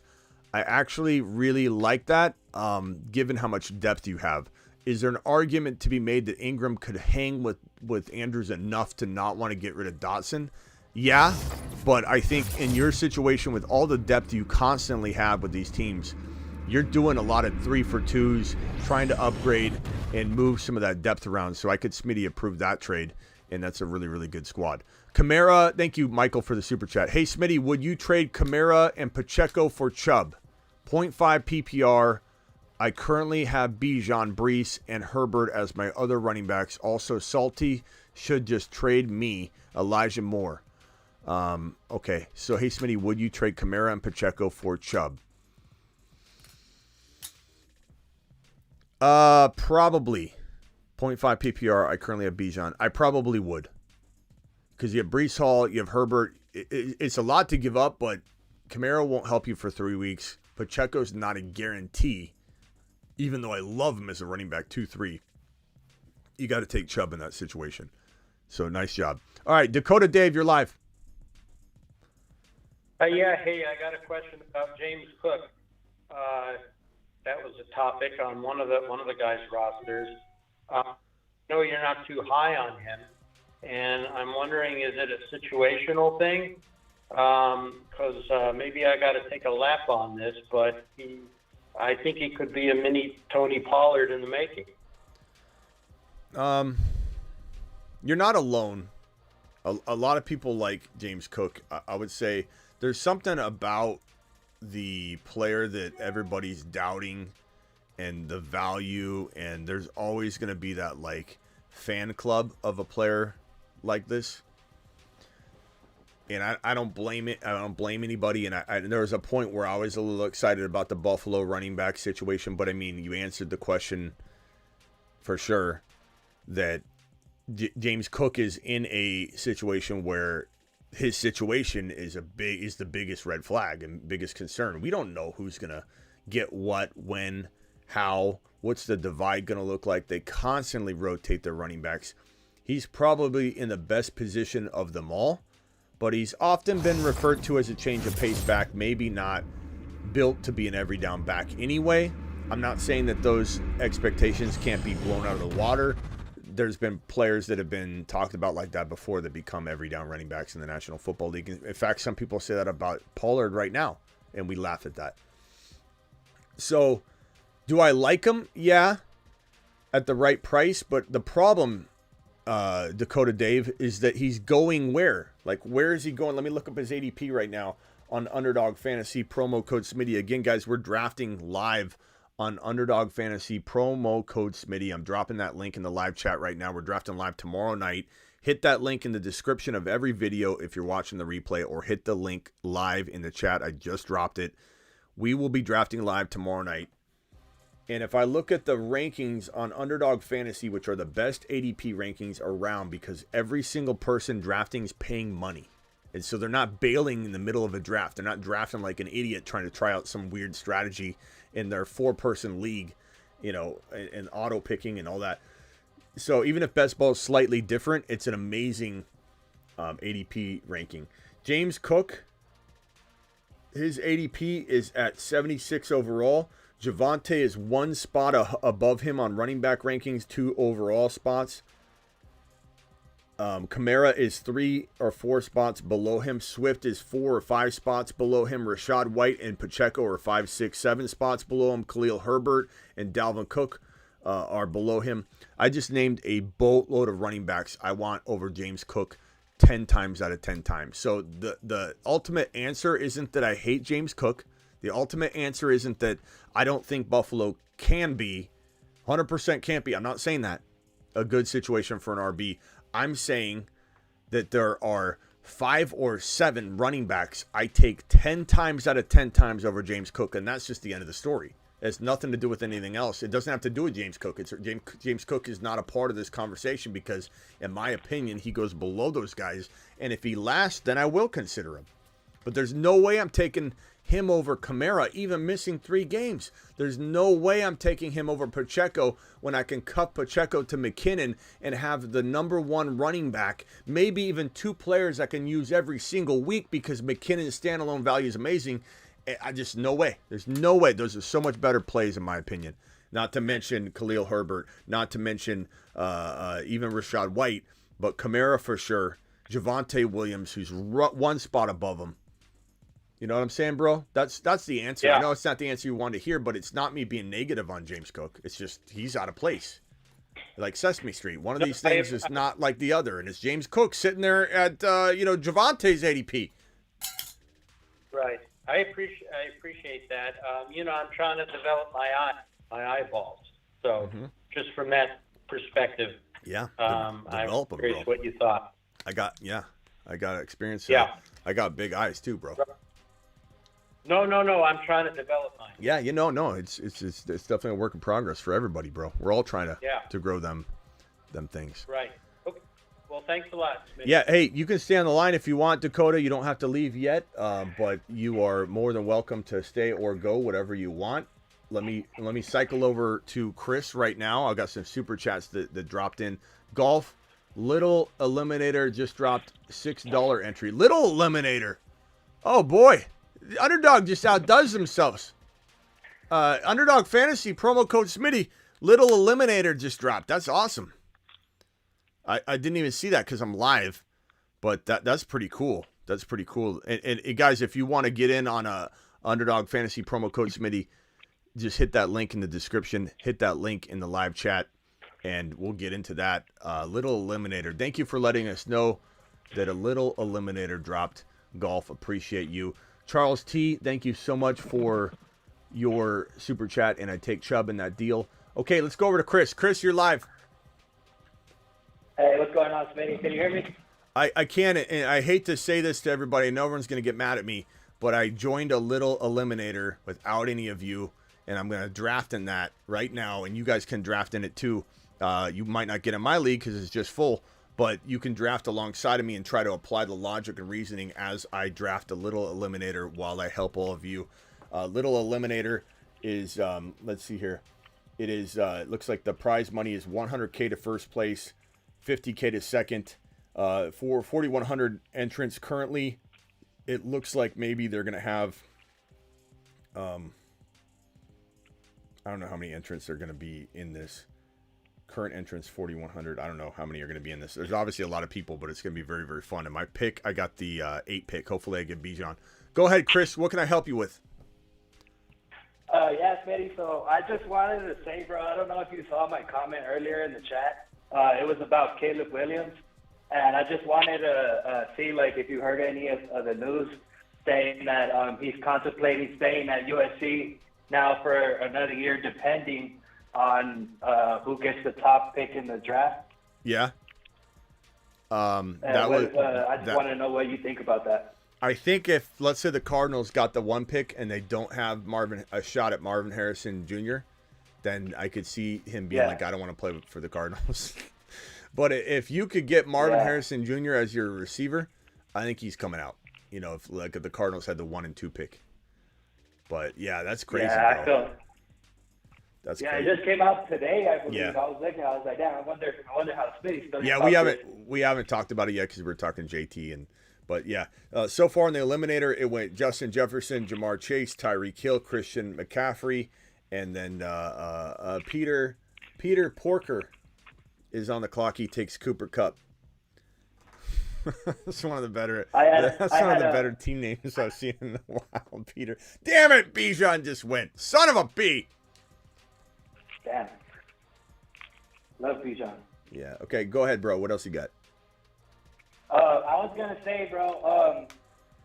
So I just my league of 3 years, we just switched over to tight end premium. So I have the 4th pick, and I'm pretty sure Kelsey's gonna be gone because if he's not, I'm taking him at 4. Bro, I just got him. I just got him at 8. I just got him at 8 in the Eliminator right now in Underdog. Promo code Smitty. Link in the description. Link in the live chat. I just got him at number 8. That's insane. Is that tight end premium? No. But. Oh, okay. Go ahead. Yeah, my league is tight end premium. What I was gonna ask, Smitty. So like in a tight end premium, setting, where would you most be comfortable, taking a tight end? Like, would you take Andrews if you fell to 2-9, or how would you feel about Hawkinson at 3, the next round? Yeah, it's tough. If I don't get Kelsey, I don't really shove the other tight ends up higher. I just kind of come to terms with that. I feel like I'm going to find that top 7 tight end in Okonkwo, in Kincaid, and I just kind of double down on that and say to myself, rather than go Mark Andrews shopping in the 2nd round, if I'm not getting Kelsey, I'm not changing my tune really. I'm bumping Kelsey up a little bit, sure, but I'm really not forcing myself to go Hawkinson or Andrews. I truly believe Okonkwo, Kincaid, Kmet, like even if you had the trio, could potentially give you a top 6 tight end play. That's just kind of how would you feel about a tight end combination in something like Evan Ingram and Dalton Kincaid? Love it. Right there. Ingram also could be top 5. That's more or less what I'm thinking. Waller can be top 5. Ingram could be top 5. It just depends on where you're getting him. Like, I love Darren Waller, but he's injury prone. I love Darren Waller. I love him, but I'm not taking him on like the 5th round in a normal setup. Let's see who. I don't How know who about this. 6? Quadzilla. How about 6? This guy. Hopefully he doesn't take Garrett Wilson. Damn it. Damn it. That's right. I got Tony Pollard. We'll go. I think we'll go Tony Pollard here. So I got Kelsey and Tony Pollard. Feeling really good about this eliminator team so far. Tempted to go Mahomes. I was tempted to go Mahomes just to get that stack, but we'll let it ride a little bit and see how far these QBs fall. Because I'm plenty okay with not stacking necessarily in eliminator, but we'll find out. Golf says you make it to week 17, 186 teams in the final. I like that, bro. I love this baby eliminator, bro. Smitty, real quick before I hop off, bro, I just wanted to say, like, I really feel like you're starting to wear off on me, bro. It's like every time I have a situation and I'm like, I'm gonna go ask Smitty, and sure enough, bro, you're like telling me exactly what I needed to hear. Our ways of thinking are like lining up perfectly. Are you telling me we're in lockstep at this point? Are you telling me that we're getting the bunk beds ready, karate in the garage, type of thing? Absolutely. Okay. Absolutely. I wouldn't draft Walker without Charbonnet. I'm here with you, bro. I think we'll get the bunk bed set up. More room for drafting and activities. Appreciate you very much, Chris. Call in anytime you want, even if it's later on in the show here. Later, pal. All right. Thank you. Yeah. Will from Alabama, and then we'll go back to Scuba. Will from Alabama, you're live on the show, pal. What's going on, Smitty? I'm just drafting, doing my thing. I had talked to you a couple of days ago, and you told me to grab Kincaid out of the free agency. I able to grab him. I had Mixon, and you told me to get rid of him. I wanted the dilemma I got is I got a guy, and I want to know. Hold on. You didn't drop Mixon for Kincaid, did you? No. I dropped Zamir White. Okay. I was just wondering if you maybe misunderstood what I said. Okay, so what did you tell me what you traded Mixon for? Because Mixon's got great trade value. So tell me what you got for him, and let me determine whether you misstepped on my advice. Okay, well, Mixon, right now I'm in a process where somebody's willing to trade me Derrick Henry for him. Okay. But the problem is they want Mixon. And I also have, on my bench, I got Pacheco and I have Swift. And he want a combination of Mixon with those. And my second running back, I got Walker third and I got Charbonnet. But at Mixon, he want to give me Derrick Henry, but he want to kind of take Swift and Pacheco. Both of them or just one of them? He's very weak at running back, and he won't both of them. And he really need to even add Christian Watson. But at wide receivers, I got Wilson, I got Olave, and I got Drake London. So what do you think? Wilson, Olave. I'm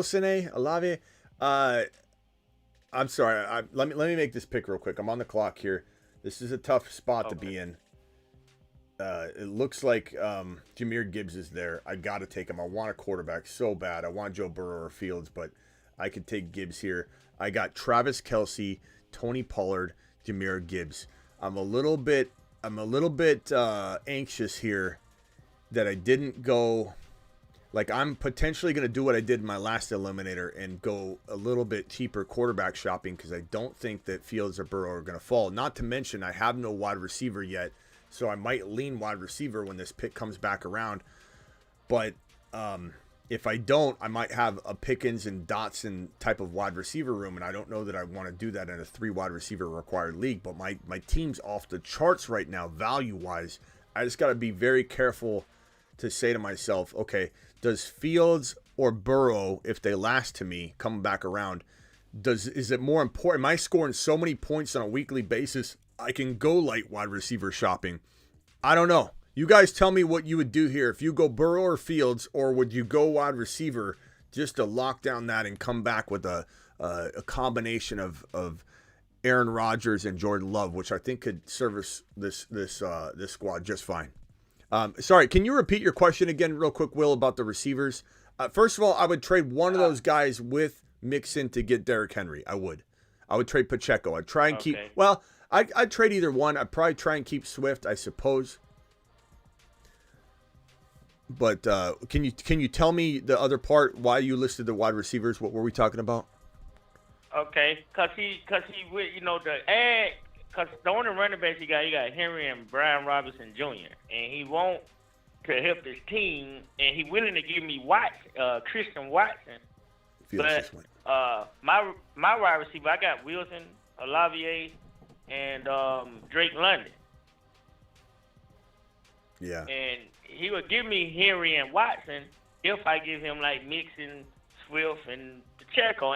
Ain't that too deep, or am I just better just? So he's giving you he's basically giving you Watson for the 2 RBs. You don't have to give him a wide receiver. I would take Henry and Watson over Pacheco, Swift, and Mixon in a millisecond. I'm sorry it took me so long to process that. I was trying to do this draft at the same time. I would take Derrick Henry and Christian Watson for Mixon, Pacheco, and Swift in a millisecond. And I love Pacheco and Swift, but they're definitely some risky players at some level. And Mixon is not a guy I want. You're getting 2 players I rank above all of those guys. Christian Watson, I draft over every single player you're giving up. Derrick Henry, I draft over every single player in the entire deal. So that's a 100% a deal I would do, bro. Hold on, I'm gonna time out here. Hold on.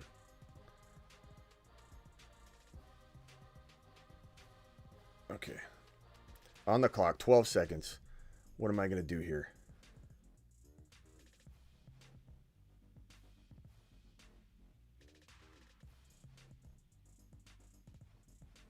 I'm going Burrow. Oh my God, I did it. What am I going to do at wide receiver? I don't know, but I did it. I just did. I was running out of time. I had somebody calling my phone.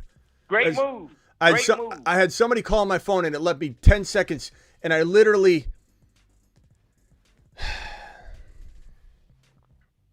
Burrow, great move. Yeah, but at least I didn't time out on something.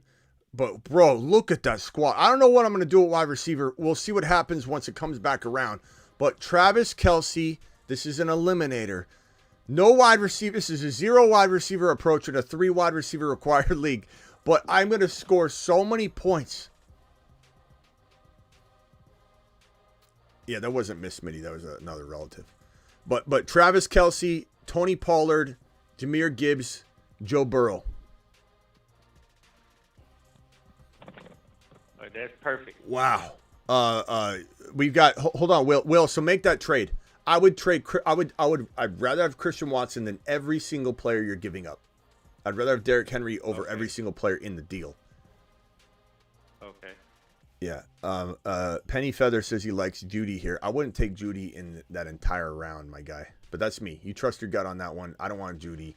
I like Judy at like late 5th round value, but no way in hell I'm taking him in the 4th round, let alone at 41 overall. But I appreciate you anyway. And let me go over to Randy from Chicago. Will, hang tight if you got a follow-up, and then I'm going back to Scuba. Randy, you're live from Chicago. First of all, Randy, how do you like what I'm doing here? This is a crazy...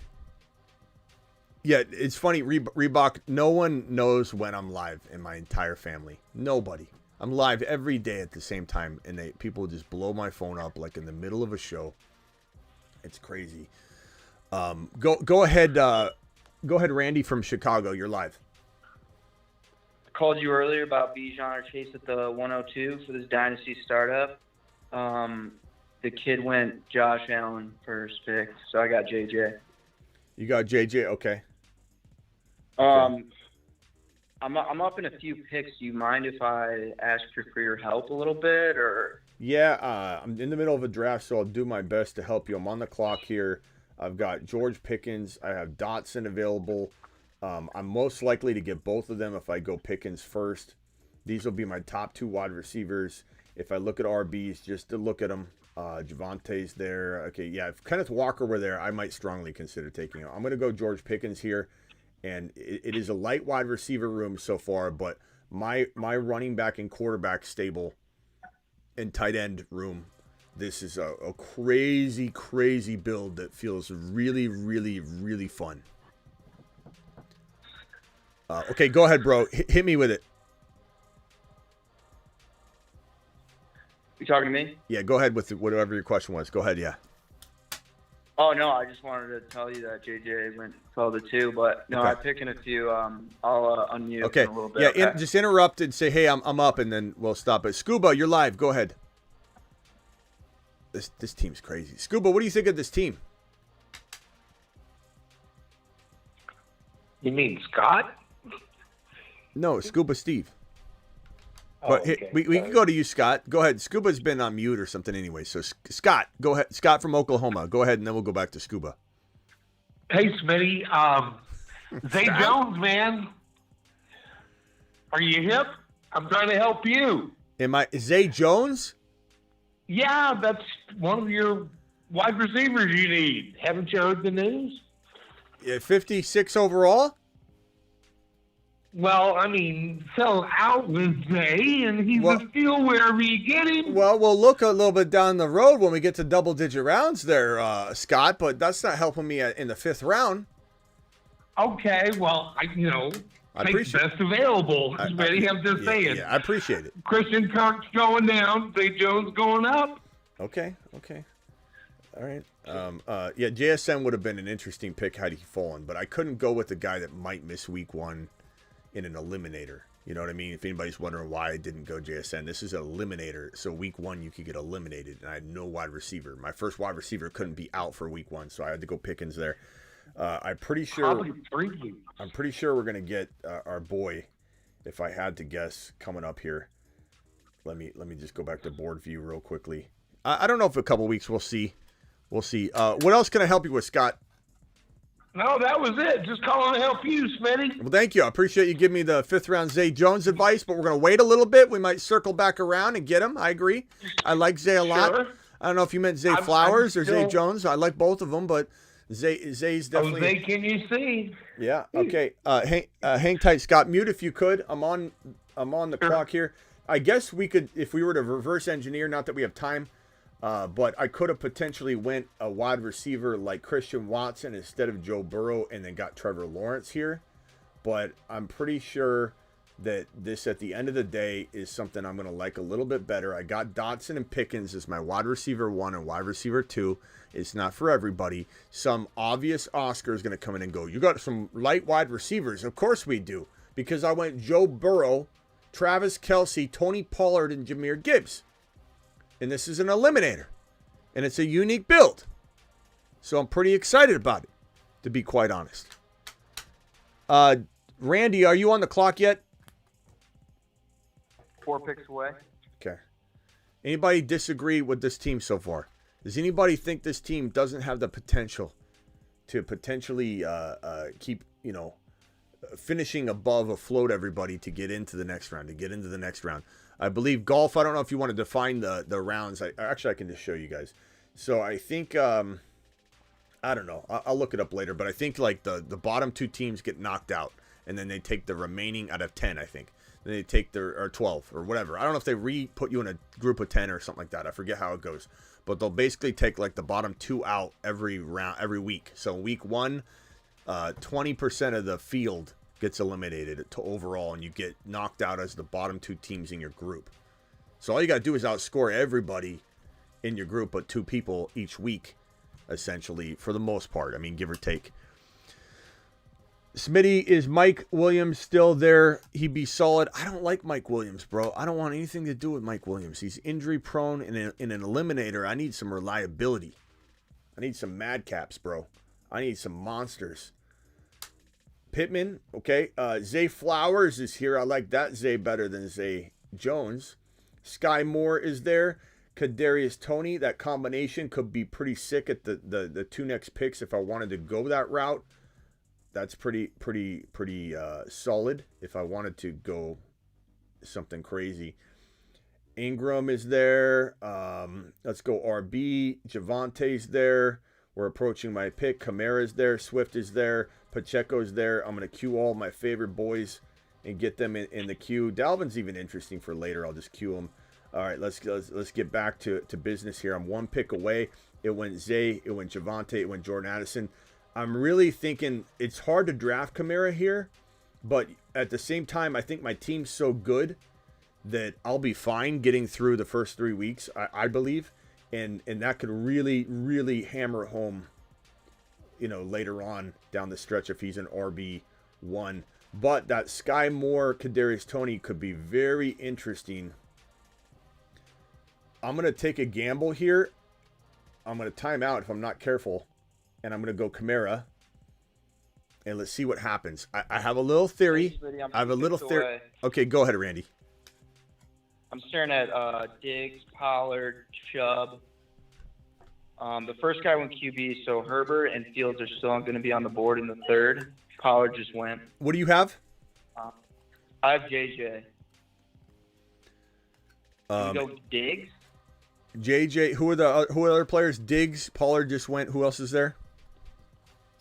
Diggs, Chubb, Ridley, Eckler's still there. It's redraft? No, this is Dynasty, brother. Gibbs is there? No, he's gone. Olave's gone. Wilson's gone. St. Brown's gone? Amon-Ra's gone. St. Brown's gone, yeah. I mean, Brees just went. That's tough. Chubb, Eckler, Diggs, Kupp is still there. Kupp's 30, man. I don't know. This league could fall out in 2 years. Who knows? Yeah, for the win now? you could go Eckler or Kupp and go for the win. I mean, you certainly have a better shot than most people to win the championship. But at the same time, like going quarterback here it's a dynasty league, not just a keeper, pure dynasty. Yeah, but the first guy went QB, so I'm gonna get him back in the third. Okay. Yeah, I would get Fields, I guess, in the next pick. I don't know, bro. So, I mean, Diggs is pretty decent if you want to win now, and it gives you a little bit more security than Kupp, probably. Okay, we're gonna go Diggs. It's pretty good. I mean, it's how long does he have? At least 2 years, at least, and then you take it year by year. That could turn into 3. That could turn into 4. Okay, yeah, so you're right. All right, hang tight. Let me go back over to let's go to Stefan from Missouri. Actually, Stefan, hang tight. Let me make this pick first. So I have a little bit of an idea here. I don't know if it's going to work out in my favor. I've got Kamara, Pollard, Jahmyr Gibbs. I got Pickens, Dotson, Kelsey, Burrow. This is an eliminator. I don't necessarily love the RBs here. I'm going to go Sky Moore here. And I hope it works out. I'm going to bank on potentially, I don't know if anybody in this draft is one of our people. I don't recognize anybody. Maybe I'll wait on my strategy and tell you guys after. Let's go over to Stefan from Missouri. Stefan, have you talked yet? All right, no, that's my bad. Yeah, I was on mute. No, I haven't talked yet. So I kind of told you about that trade I made in my league yesterday for Lamar and all that. So I took because I really didn't want some of the players that were in there, but I had Lockett and Okonkwo. Like I already had Okonkwo at tight end, and I tried to coordinate a trade with this other league mate for Evan Ingram, because my tight end spot is a little unsure. But I have T-Law and LJ now, and I was trying to see what you thought about this trade. I traded Lockett and Okonkwo for Ingram. Like, I know I overpaid, but like the stuff he was like offering me, I was like, I don't even, like, I would just drop those players if you gave them to me. Because there's people out like Kendre Miller's still on the wire, Tank Dell. There's a bunch of people that I wanted to free it up so I could go grab somebody. So I wanted to get your thoughts on that trade, and then go ahead.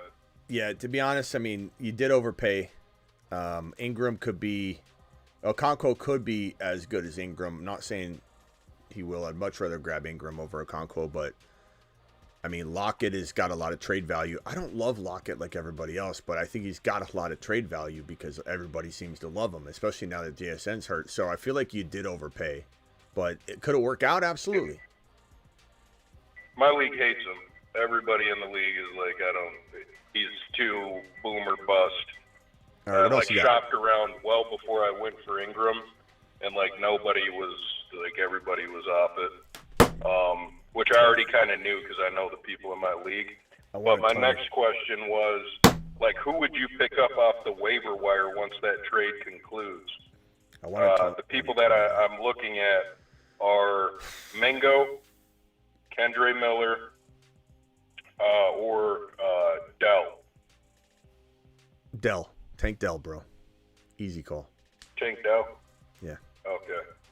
All right, Damn it, cool. I want That's all I had. All right, man. Hang tight. Mute yourself real quick. Come back if you got another one. I wanted Kadarius Toney. He almost fell. He was sitting at the top for a long time. Almost fell. If I got Kadarius Toney with Sky Moore, I would have felt really good. Look, Zach Charbonnet's floating at the top here. Tank's nice.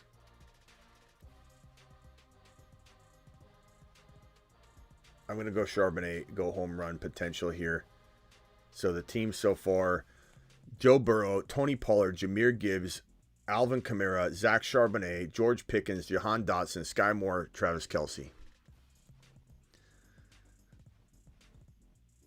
You know, things could have dropped a little bit differently and really could have cleaned up, but I still like it. It's a tough team. It's an eliminator, and if Gibbs and Pollard and Kamara ball out, and Burrow and Kelce, keep in mind I have Kelce. If Burrow, Kelce, Pollard, Gibbs, Kamara ball out, I like. It's a sneaky team. It's a sneaky team for sure. Kelce's a very, very underrated piece here. Dobbs is a good player to potentially grab here next if he's available. So Treylon Burks, Daniel Jones. All right, Scuba Steve, are you back from wherever you were? Motion detected at the front door. Hello, Scuba. Hello. Okay, I don't know where Scuba went. We're gonna drop him off the line. Randy from Chicago, are you almost on the clock? I took Chubb at the third round. So you got Chubb, Diggs. Bad pick, Smitty? No, I mean, you're going for the now. You're saying the league could have crumbled in a couple of years. You're not feeling confident about it. I don't mind that at all. Herbert and Fields and Law were still on the board, but I don't know. Dobbs just went. You know, I'm at the point now in this draft where there's so many wide receivers that I like that are down a lot lower. This is where I tend to keep ignoring the position, even though people are going to say that's crazy. But I don't want to. I mean, Jameson's kind of interesting here, but in an eliminator, I don't know that I want a player that's going to be out for 6 games and then I get screwed out of that. Let me go ahead and let's see. What's the eliminator format? They just basically the bottom 2 each week get knocked out of each league, and then you get thrown into a new group, and the bottom 2 get knocked out, and then you get thrown into a new group. Every single week is 2 people are getting eliminated from the group that you're in, and so you just gotta survive each week, and then at the end the winner's getting $100K.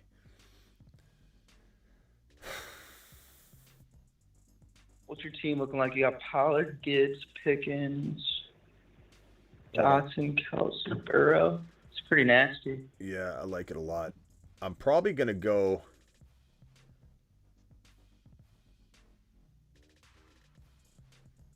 I'm going to go Kincaid here.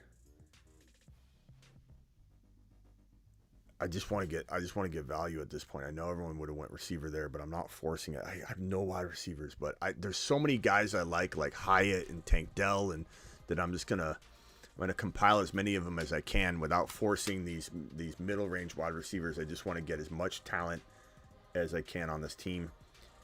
And, you know, Kincaid may or may not ever outscore Kelce, but at least I know I have the best tight end room, I believe, in pretty much any league I'm thrown into, any group of people. I will outscore everybody at tight end, and I will hang with everybody at quarterback. And if my running stable is what I think it is, all I got to do is have my wide receivers pull their weight. I just got to have them pull their weight. All right, hey, Randy, I got to run. Give me a quick rundown on your next pick, and I'll give you my advice, and then I'm going to go over to Scott and end the phone lines and then potentially jump off the show here. Randy, what do you got? I'm like 11 picks away. I'm hoping Herbert and T-Law fall to me, but if not, I don't know. London? T-Law would be great. London would be great. Walker, you said already went, right? Breece Hall went. Yeah, Walker's gone. Breece went. Walker would have been fantastic. About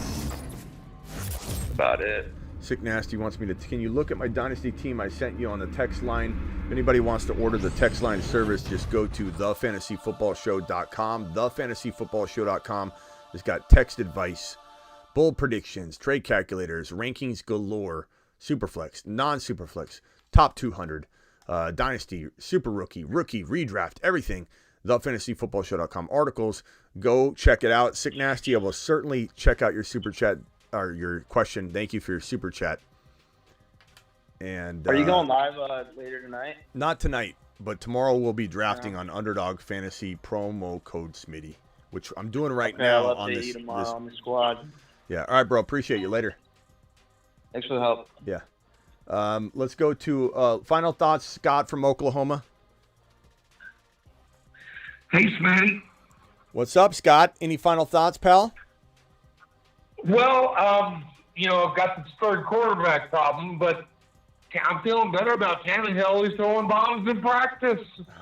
Scott, I don't think you and I see eye to eye very much, but I still love you, pal. Well, I love you too. I mean, I'm in the fifth round. You call in and you tell me Zay Jones, Smitty, and then now you're telling me Tannehill. I don't understand. Tannehill. I don't understand why you're not higher on him. I mean, I like Zay, but bro, I'm in the fifth round.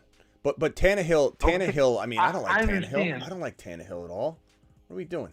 Yeah. Well, I don't have to worry about his bye until week 7. It'll shake out. That's making you. Zay Jones was the number 1 receiver last week, 1 week, and probably closer to 2. Why are you picking Zay Flowers over Zay Jones? Flowers is a rookie, unproven. Zay Jones is proven. And the milkman's so doing. Zay Jones has Calvin Ridley now added to the team. He's definitely not going to – I like him, bro. I mean, you're talking to a guy that actually likes Zay Jones a lot, but Zay Flowers is potentially the lone elite wide receiver on his squad. And just because he hasn't done it yet, you can't use that. What are we in, the prediction business? Or are we in the Captain Obvious, what have you done for me lately type of show? Because your boy doesn't play that. We're in the seeing the future business. Yes, that's what fantasy is.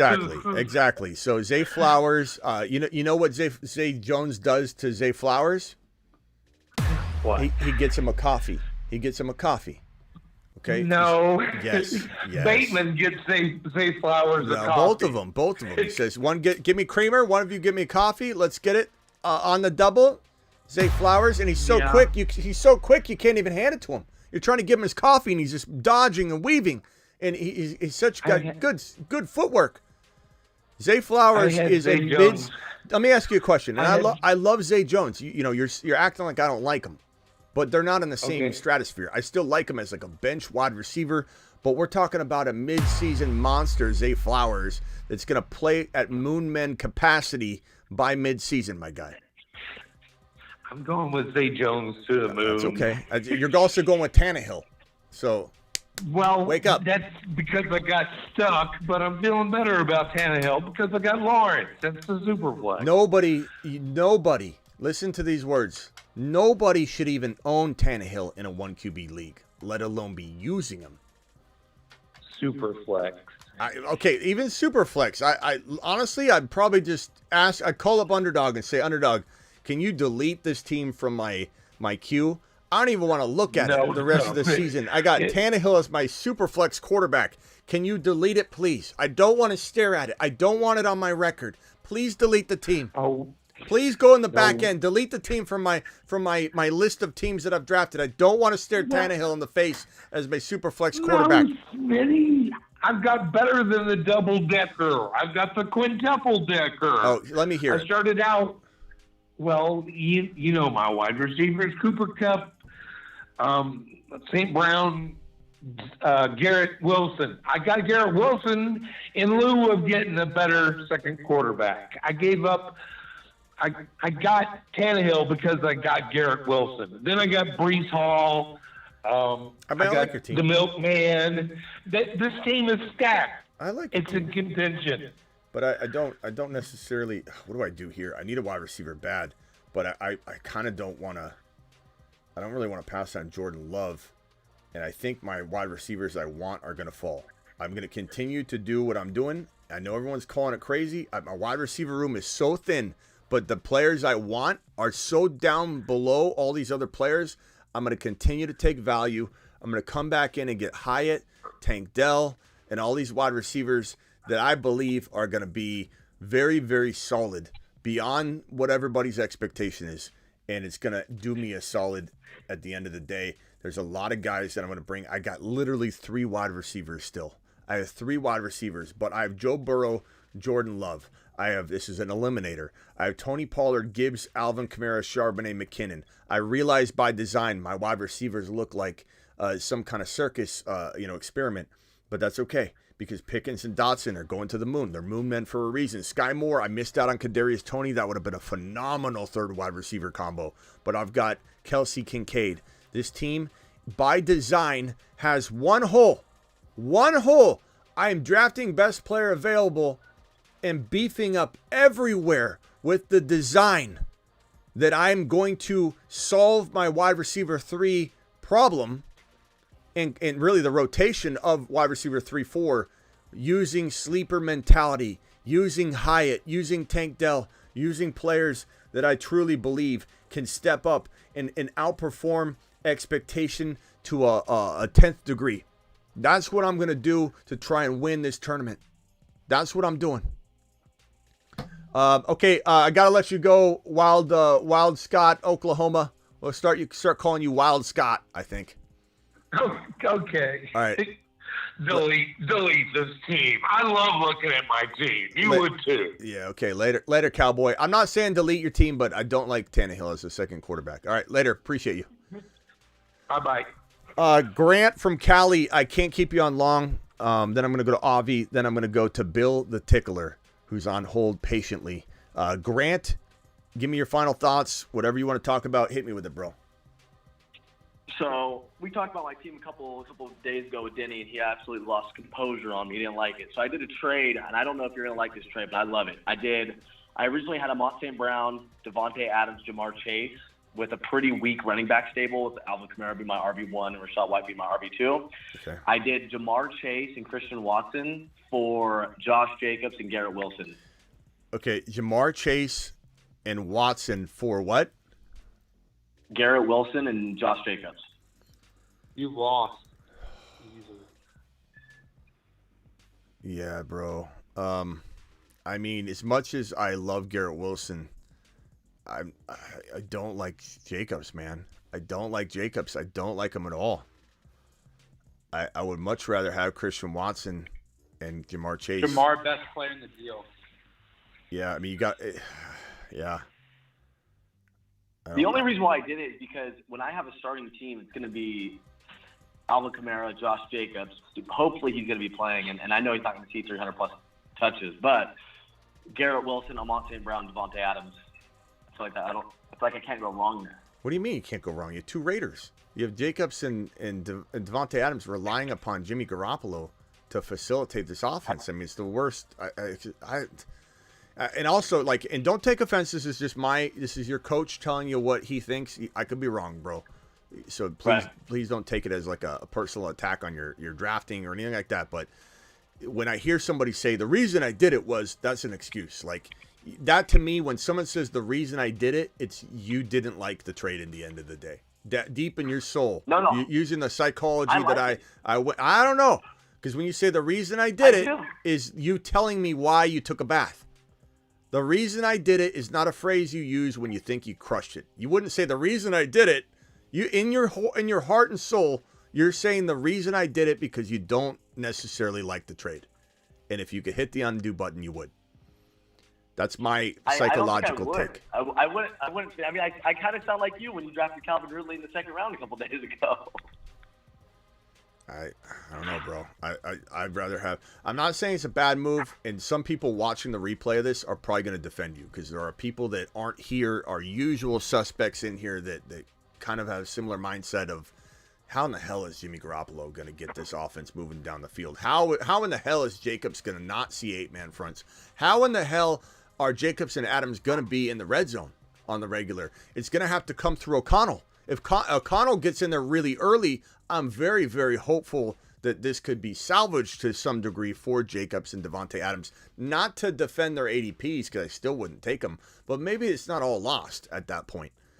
But, bro, I would – Christian Watson, I like over Jacobs. Straight up.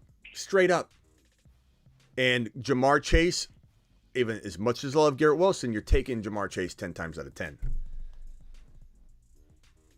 Yeah, maybe our disagreement is just that you love Jordan Love getting the ball to Christian Watson. I don't buy that. You don't buy what? You don't buy what you've seen all off season long and in the preseason. No. Jordan Love is facilitating. We disagreed on this. We've disagreed on this like 3 times now. I'm not going to. But why aren't you coming around at this point? How come you aren't coming around at this point? You're just double downing Donnie right now. Jordan Love's showing you what he can do. And I said to everybody, I think on the same call, if I remember correctly, correct me if I'm wrong, but I said I'd take Jordan Love over Deshaun Watson. And I think it was you. We talked about this when I brought I think you went, what? What? Did you just say you take Jordan Love over Christian Watson? At cost, of course. I'm not drafting him where I don't have to draft him, but I'll go running back or wide receiver shopping. Give me Zach Charbonnet. Give me somebody else where Watson's going. Pickens or Dotson or whoever was falling at that moment. Now Dotson's climbing. But Pickens can be had in the 7th round sometimes. I take that player over Deshaun Watson. I take Jordan Love every time. And what did I get from everybody? Not everybody, but a lot of people in the chat, and I believe including you, was like, what? What? How's Jordan Love look now? You can't even admit it, Grant. He looks amazing. His defense is telling you he's amazing all offseason long. One half of football, very small sample. I get it. That's why we needed more. It was a gamble at one point to bank on Jordan Love off of one half of football, but that connection on a touchdown snag from Christian Watson, them doing it in practice, them doing it in the preseason. Even though if you watch the game, you understand what happened. Overthrown play, very, very good thrown ball that was broken up. Christian Watson would have had massive yardage and opportunity to even score in that last preseason game where Dobbs caught that touchdown pass. Jordan Love's facilitating, bro. He's mobile. The receivers say that this is a great quarterback in the making. The team drafted him very, very high. Let's not forget his pedigree.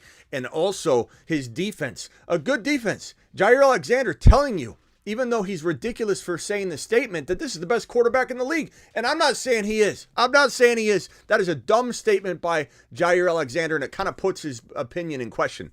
But the fact that he's putting his balls on the table to tell you how much he loves his quarterback, gets him in a headlock, and just kind of gets him right in front of the camera, shows the love and support. They've got bunk beds in the clubhouse together, doing karate in the garage. This is a rapport that can't be broken.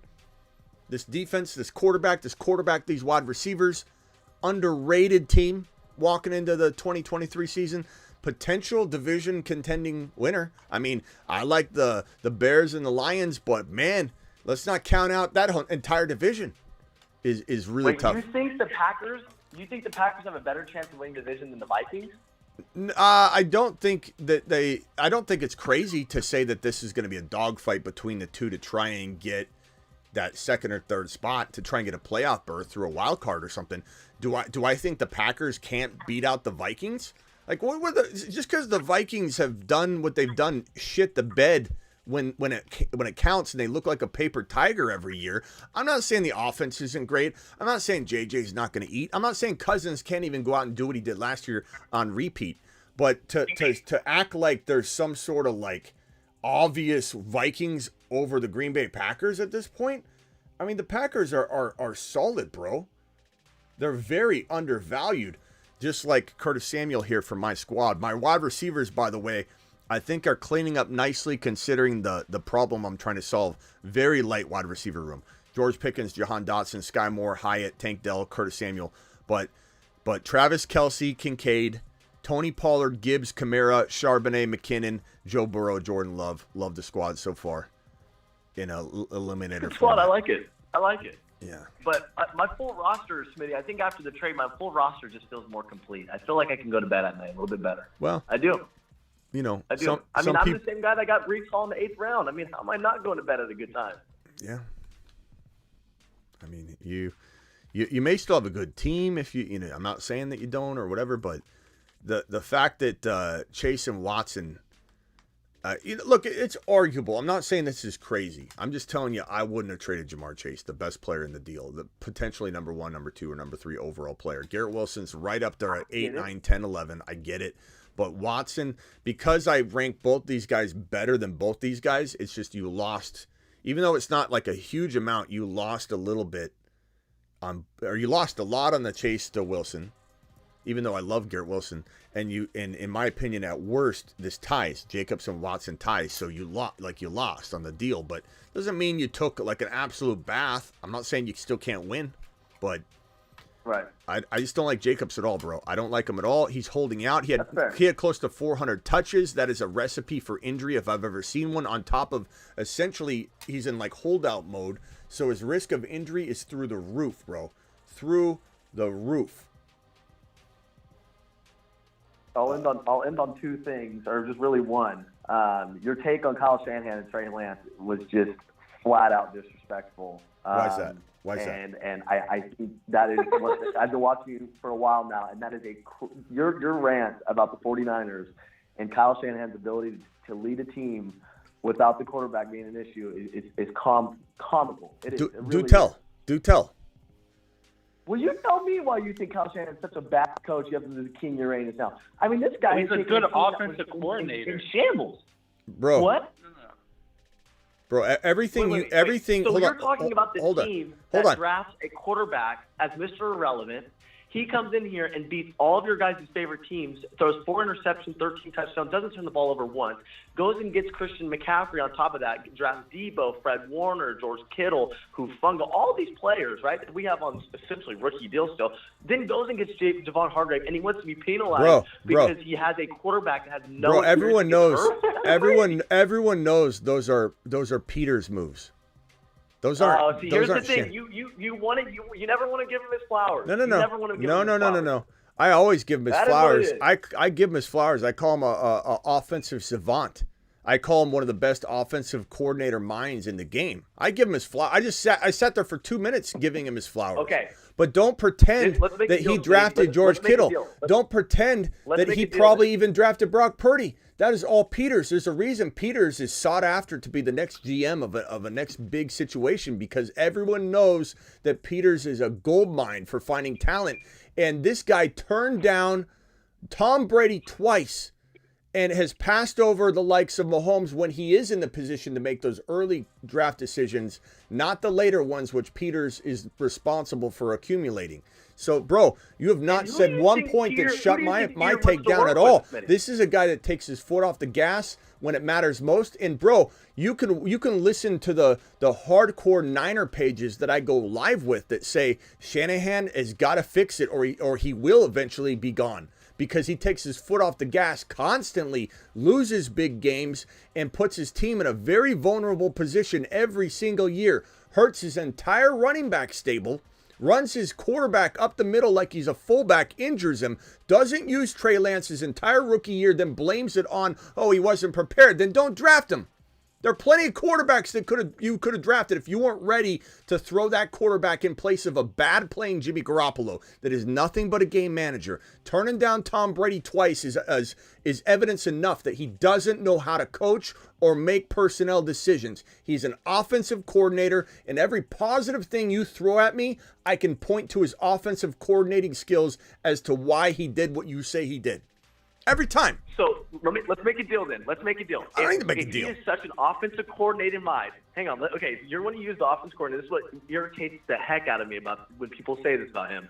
Then why are we constantly top 5 in defense when we have constant change of personnel every single other year? Did you not listen? Ryan's leaving now this year. So hang on. If 49ers are top 5 in defense again this year under Steve Wilkes from the Panthers, I do not want to hear. No, that Kyle you'll hear Shanahan it. doesn't know You'll how to hear it. lead You'll hear it over and personnel over. because You'll he hear it over and blames over. everyone around. I'm not making any. I don't have to make any deal with you They about give it. head coaches I don't have to make any the deal with you coordinators from our team. because you didn't listen to my rant. I said he makes an amazing coaching tree, which you just completely glossed over when I said 2-3 minutes of positive things about giving him his flowers, and you pretend I didn't say it. I'm taking away your ammunition. I'm taking away your ammunition because I already said flowers, good coaching tree. Flowers, offensive savant. Flowers, best scheme you can really come up with, especially with all the moving parts and everything. Plug and play. Like, this guy can literally offensive line plug and play. Defensive. What else like do you want him to do? Okay, offensive coordinator. What's not to understand here? Offensive coordinator. I just disagree. I I don't know you understand disagree. how you can say that about this guy. I mean, what else do you want him to do as everything a head I coach? just said. You think Andy Reid does all those things? Because No. everything I just said, everything you have as far as a good point for Shanahan is offensive coordinator driven. Other than his coaching tree, which he does a very good job of putting together, and there's a lot of reasons for that too. He's a very well connected person, very well connected. Him and John Lynch are very connected. They can bring in some of the best talent. Not to mention it's prestigious to go and coach for the 49ers. They do a good job there for sure in terms of the coaching tree. But it's time to say, okay, accountability time for Kyle Shanahan. And again, you don't want to take my word for it. I go live with the biggest Niner page on Instagram by far, and you'll hear us constantly talk about how Shanahan is a problem. He's a good coach because of how good of a coordinator is in some of their minds, but they'll agree that he's taking his foot off the gas, constantly losing leads. You can't just continue to make it to an NFC championship game and just say, look how many NFC championship games we've made it to. Look at what we've done here. Look what we've done there. At some point, bro, if Christian McCaffrey was not acquired, which that Niner page, the biggest Niner page, my boy Raj, said that was more of a John Lynch move than it was a Kyle Shanahan move because they both have ties to the situation. I don't want to hear that, oh, that move was him. That move was all him. It wasn't. From everything I heard, it wasn't all him. It wasn't all. I wouldn't be surprised if he had pushback on it, to be quite frank. I know the pushback of the draft. Of course, I mean, obviously with the Christian McCaffrey thing, we heard the same thing about how Kyle wanted Trey Lance, but John Lynch wanted Justin Fields. I mean, we hear those things, right? But I think it's just so, this narrative gets thrown around because it's easy. He blew the 28-3 lead, it's right? It's factual, bro. It's not easy. There's so many things about this it's guy. factual. But you still see his team win. Oh, year and year again. And honestly, if he was beating my team, I'd be mad like you guys too. Beating my team? What team is he beating? You're talking to a fantasy. Anybody in the you're chat, talking. I know, but you're talking to a fantasy fantasy show that doesn't have any ties to anybody. When I put this hat on and I come to work here. Okay. There was someone laughing on the phone. And I'd be mad if Kyle Shanahan was beating my team too. So. Okay. Well, guess what, bro? He doesn't care about the Cardinals. He cares about fantasy. Like, he's not. But bro, you can say what you want, and I know you're here to defend Shanahan, and to some degree, like I've said before, you've got a case to be made that he's such a good offensive coordinator, he can be perceived to be a good head coach when all things are going well. But then why is the defense always so good then? Because they have a lot of good decision makers that are in place, and that's part of the coaching tree. He's got a good coaching tree. Who puts those decision makers in place? Look, a lot of different decisions get made collectively, and like I said earlier, that you lose all those coaching trees too. He doesn't keep anybody together. They continuously bail on the situation. Because they go get head coaching jobs. I understand that. I understand that. But you got a lot of bad blood between him and Miami Mike. There's a lot of reasons that people do leave though. And Peters is going to leave. And then what are you going to do? How are you going to get George Kittle talent? How are you going to get Brock Purdy talent? How are you going to get it? If you're telling me that this Trey Lance situation wasn't botched to the 100th degree, that Deebo Samuel's delay on contract creating animosity between the team and the fan base and getting Deebo off on the wrong foot the preseason wasn't a stupid move by this franchise and Kyle Shanahan. If you think that Jimmy Garoppolo, that situation was handled properly, you're crazy, bro. because Jimmy Garoppolo got you nowhere. It did no good to run Jimmy Garoppolo out there when at the end of the day, you didn't accomplish your mission. You should have got Trey Lance out there from week 1 as a rookie, or you shouldn't have drafted him. This is not that NFL anymore, bro. The rookie quarterbacks get injected into the lineup, and if you took a guy that wasn't ready, that couldn't beat out Jimmy Garoppolo, then you made the wrong decision, and you should be canned anyway for that stupid decision. This guy made one of the worst quarterback decisions in the last 10 years. Okay. And he botched it. Everything on the Botched it. quarterback side. Botched it. If everything on the quarterback side, okay, so all those reasons that you're throwing at Kyle Shanahan, you want to put all the bad things on him, right? But I want to hear why. So you're so quick. Bro, to we're going dismiss in when I bring up the we're going in circles. I've already given him his flowers. I don't need to say anything more on this. You're going in circles. I've already presented all of the information to you. I know you don't want to accept it, but I'm not going to continue to dance around you're literally dancing in a circle over and over and over again. He's a good offensive coordinator. He's a great offensive coordinator. Great scheme. Exactly. Sometimes it masks how bad of a head coach he is. He's a horrible personnel decision maker, bro. Horrible. Absolute putrid at the quarterback position. NFC Championship, Super Bowl out of the 4 years, I'll take that every day. Okay, good. Go fight for. If you're not first, you're last. Ricky Bobby told you. You know, Exactly. the bottom line is, You don't bro. fight for second. The bottom line is, bro. When you deny Tom Brady twice, and the first time he won a championship, idiocy. Look at the Buccaneers, though. Why would we want that? Why? I don't understand that. This whole argument of that we turned down Tom Brady as if we wanted to continue a future. He played 2 years and won 1 Super Bowl. I mean, yeah, it's great to have a Super Bowl. I'm not going to tarnish the whole rest of our 10-year time. We wouldn't be able to sign. Call terminated. Sorry, I can't even handle it. This is just. Why would you not want a Super Bowl? That's what you're going for. What are you talking about? What are you talking about, bro? You would have won probably 2 Super Bowls, not just 1. What are you talking about? Why would we do that? Why would we want a Super Bowl? Why? That's why we're having this conversation. Why would we want to win a Super Bowl? He only got 1 Super Bowl. Since we turned him down, he only got 1 Super Bowl. Just one. You probably would have had 2 or 3 Super Bowls if Tom Brady would have come that year that he went immediately to Tampa Bay and won a Super Bowl his first year in Tampa Bay. Ridiculous. Just absolute L take across the board. Okay, I got to get out of here. That drives me nuts. Final thoughts, Bay Area. I'm sorry I don't give you any more time, but go.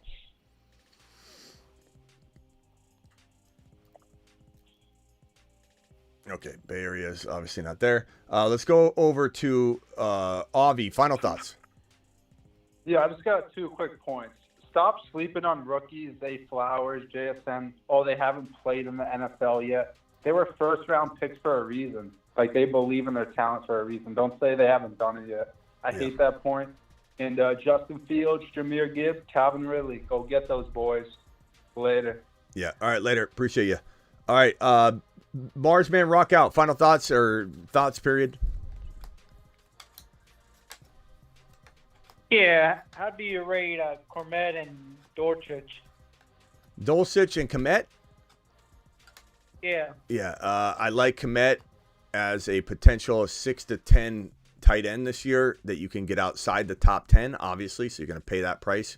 But he is one of the big 3 or 4 guys that could be that surprise top 6 tight end finisher.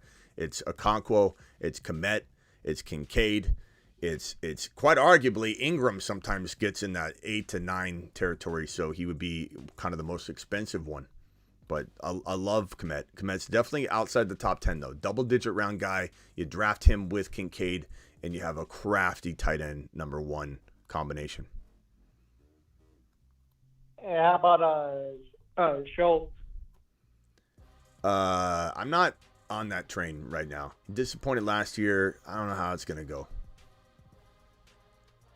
And then Juwan Johnson looked pretty good. What's your thoughts on him? Like him.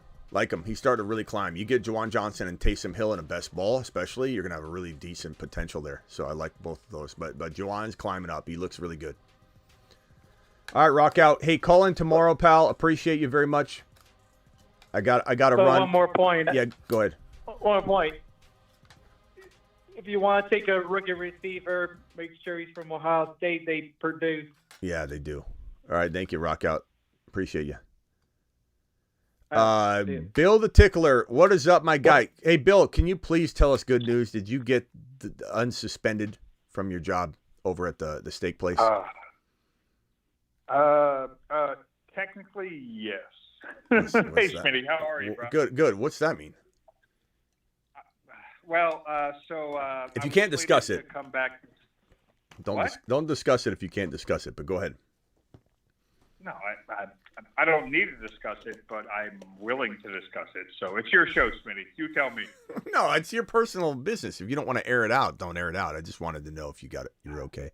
I understand, but another part of my personal business is the fantasy football show.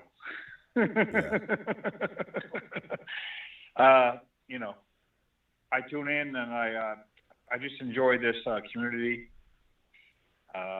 and all your different takes and all the different takes of your callers and how you don't shut anybody out and you take it all.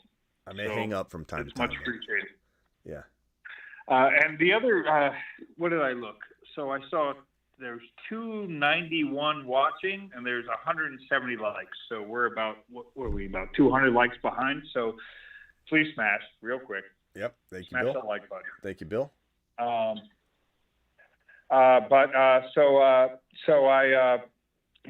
was fiddling with my job and I reached out to them. I let them know I could not come back till September 5th, the day after Labor Day. Mostly because I have some days squeezed in that I have fantasy draft, so I can't work. So I figured just stretch it out. I mean, that seems logical. I overextended my own suspension for fantasy drafts, Smitty. So if anybody questions my commitment and my and my intentions in this community, please be aware. I have a bad feeling about how this is going to end at the job. But let's go, Bill. Fire it up. Fire it up. Underdog. It's all good. Underdog fantasy promo code Smitty, no Bill. Matter how it ends, it'll be played out and understood in this community because this community has embraced me. So I do my best to give back. All right. But nonetheless, so real quick, the last caller, the Niners guy, was that Wild Scott, or did I miss? Was I behind? Because I have to listen on one device and follow on another device. Well, I'm about heading out of here. So what was the question? Well, my main draft, my redraft, 10-man league, Monday, 28th is coming up, and I have so many questions. But I want to, hopefully, I find some time over the weekend we can carve out and we get those out. But more or less, I called in tonight to just catch up, and because you've been checking on me, I wanted to check on you. All right, Bill. I appreciate you, man. I do got to run here. I'm wrapping up the phone line, but I wanted to give you a chance to explain all that, and call in tomorrow when I got a little more time, and we'll chop it up. Okay. One thing real quick. Can I say one thing real quick? Yeah, hurry up. I do, even though I don't always chime in, I always tune in. And your piece about defending the sunglasses, no need to defend the sunglasses. All right, thank you, Bill. Appreciate you, Bill. But when I see you in the sunglasses, it reminds me of Cartman and be honest. If you're gonna watch my show, respect my authority. Thank you, Bill. And Smitty, I always respect your authority. Thank you, Bill. Hey, Bill, appreciate you. Got to run. Call in tomorrow, pal. Appreciate you. Thanks, Bill, brother. Bill to the moon. All right, Bill. Sound like Bill. Bill, I don't. Bill talks like. No offense, Bill. You talk to me like we're not on air.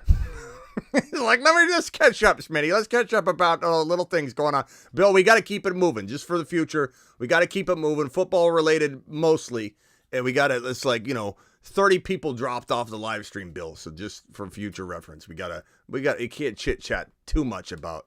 We can do that offline. Cole Kmet, everyone's wanting to know about Cole Kmet. He left practice. He was on a cart, but he walked off on his own power, and they put you on a cart preventatively. So it's not like he was carted off the field in the context that people are saying it. But we'll find out what Kmet's looking like for week 1. I'm not concerned at this point, but we'll certainly keep tabs on it. I'll see you all later. Appreciate you. I got to run. Thank you all for watching. Super chats here. I don't think there are any left to go over, so I'll leave you with, let's see here. What are we playing here on the way out the door? Let's go with the good old Breece Hall. Breece Hall is 8 foot tall. He will always answer the mother freaking call. Don't let him fall. In the third, don't stall. Just give Batman the freaking football. He's Breece. He's Breece. He does a hell of a job. A hell of a job. A hell of a job. Breece Hall, please report to the moon. He does a hell of a job. Thank you all to my super chatters today. Sick Nasty, dropping a super. I'm going to check my voicemail line. Golf, Charles T, Golf, Alex, Just Sherman, Austin, Zach, Michael, appreciate you, Michael O, Davis, appreciate you, Davis, Dion, my guy, Salty Chopper, Sean O, Thomas, Andre W, Reebok Joe, my boy, Andre W, Luke, Neon again, Luke P, appreciate you, pal, Dez, Pal Derby, my boy, pal, Luke P again, Mike Jones, Mystic, Dez, Luke, Ivy dropping the 20 wad. James, appreciate you. Michael O again. That boy dropping a 20 wad. My boy, that boy. James, appreciate you dropping a 20 wad. Wizard, Alex, Sean, Steve O, Alex, Salty Chopper, and Deckard, who we gave a standing ovation at the beginning for dropping the first super chat of the day. Appreciate you all. See you all later. Get breeced. Get breeced.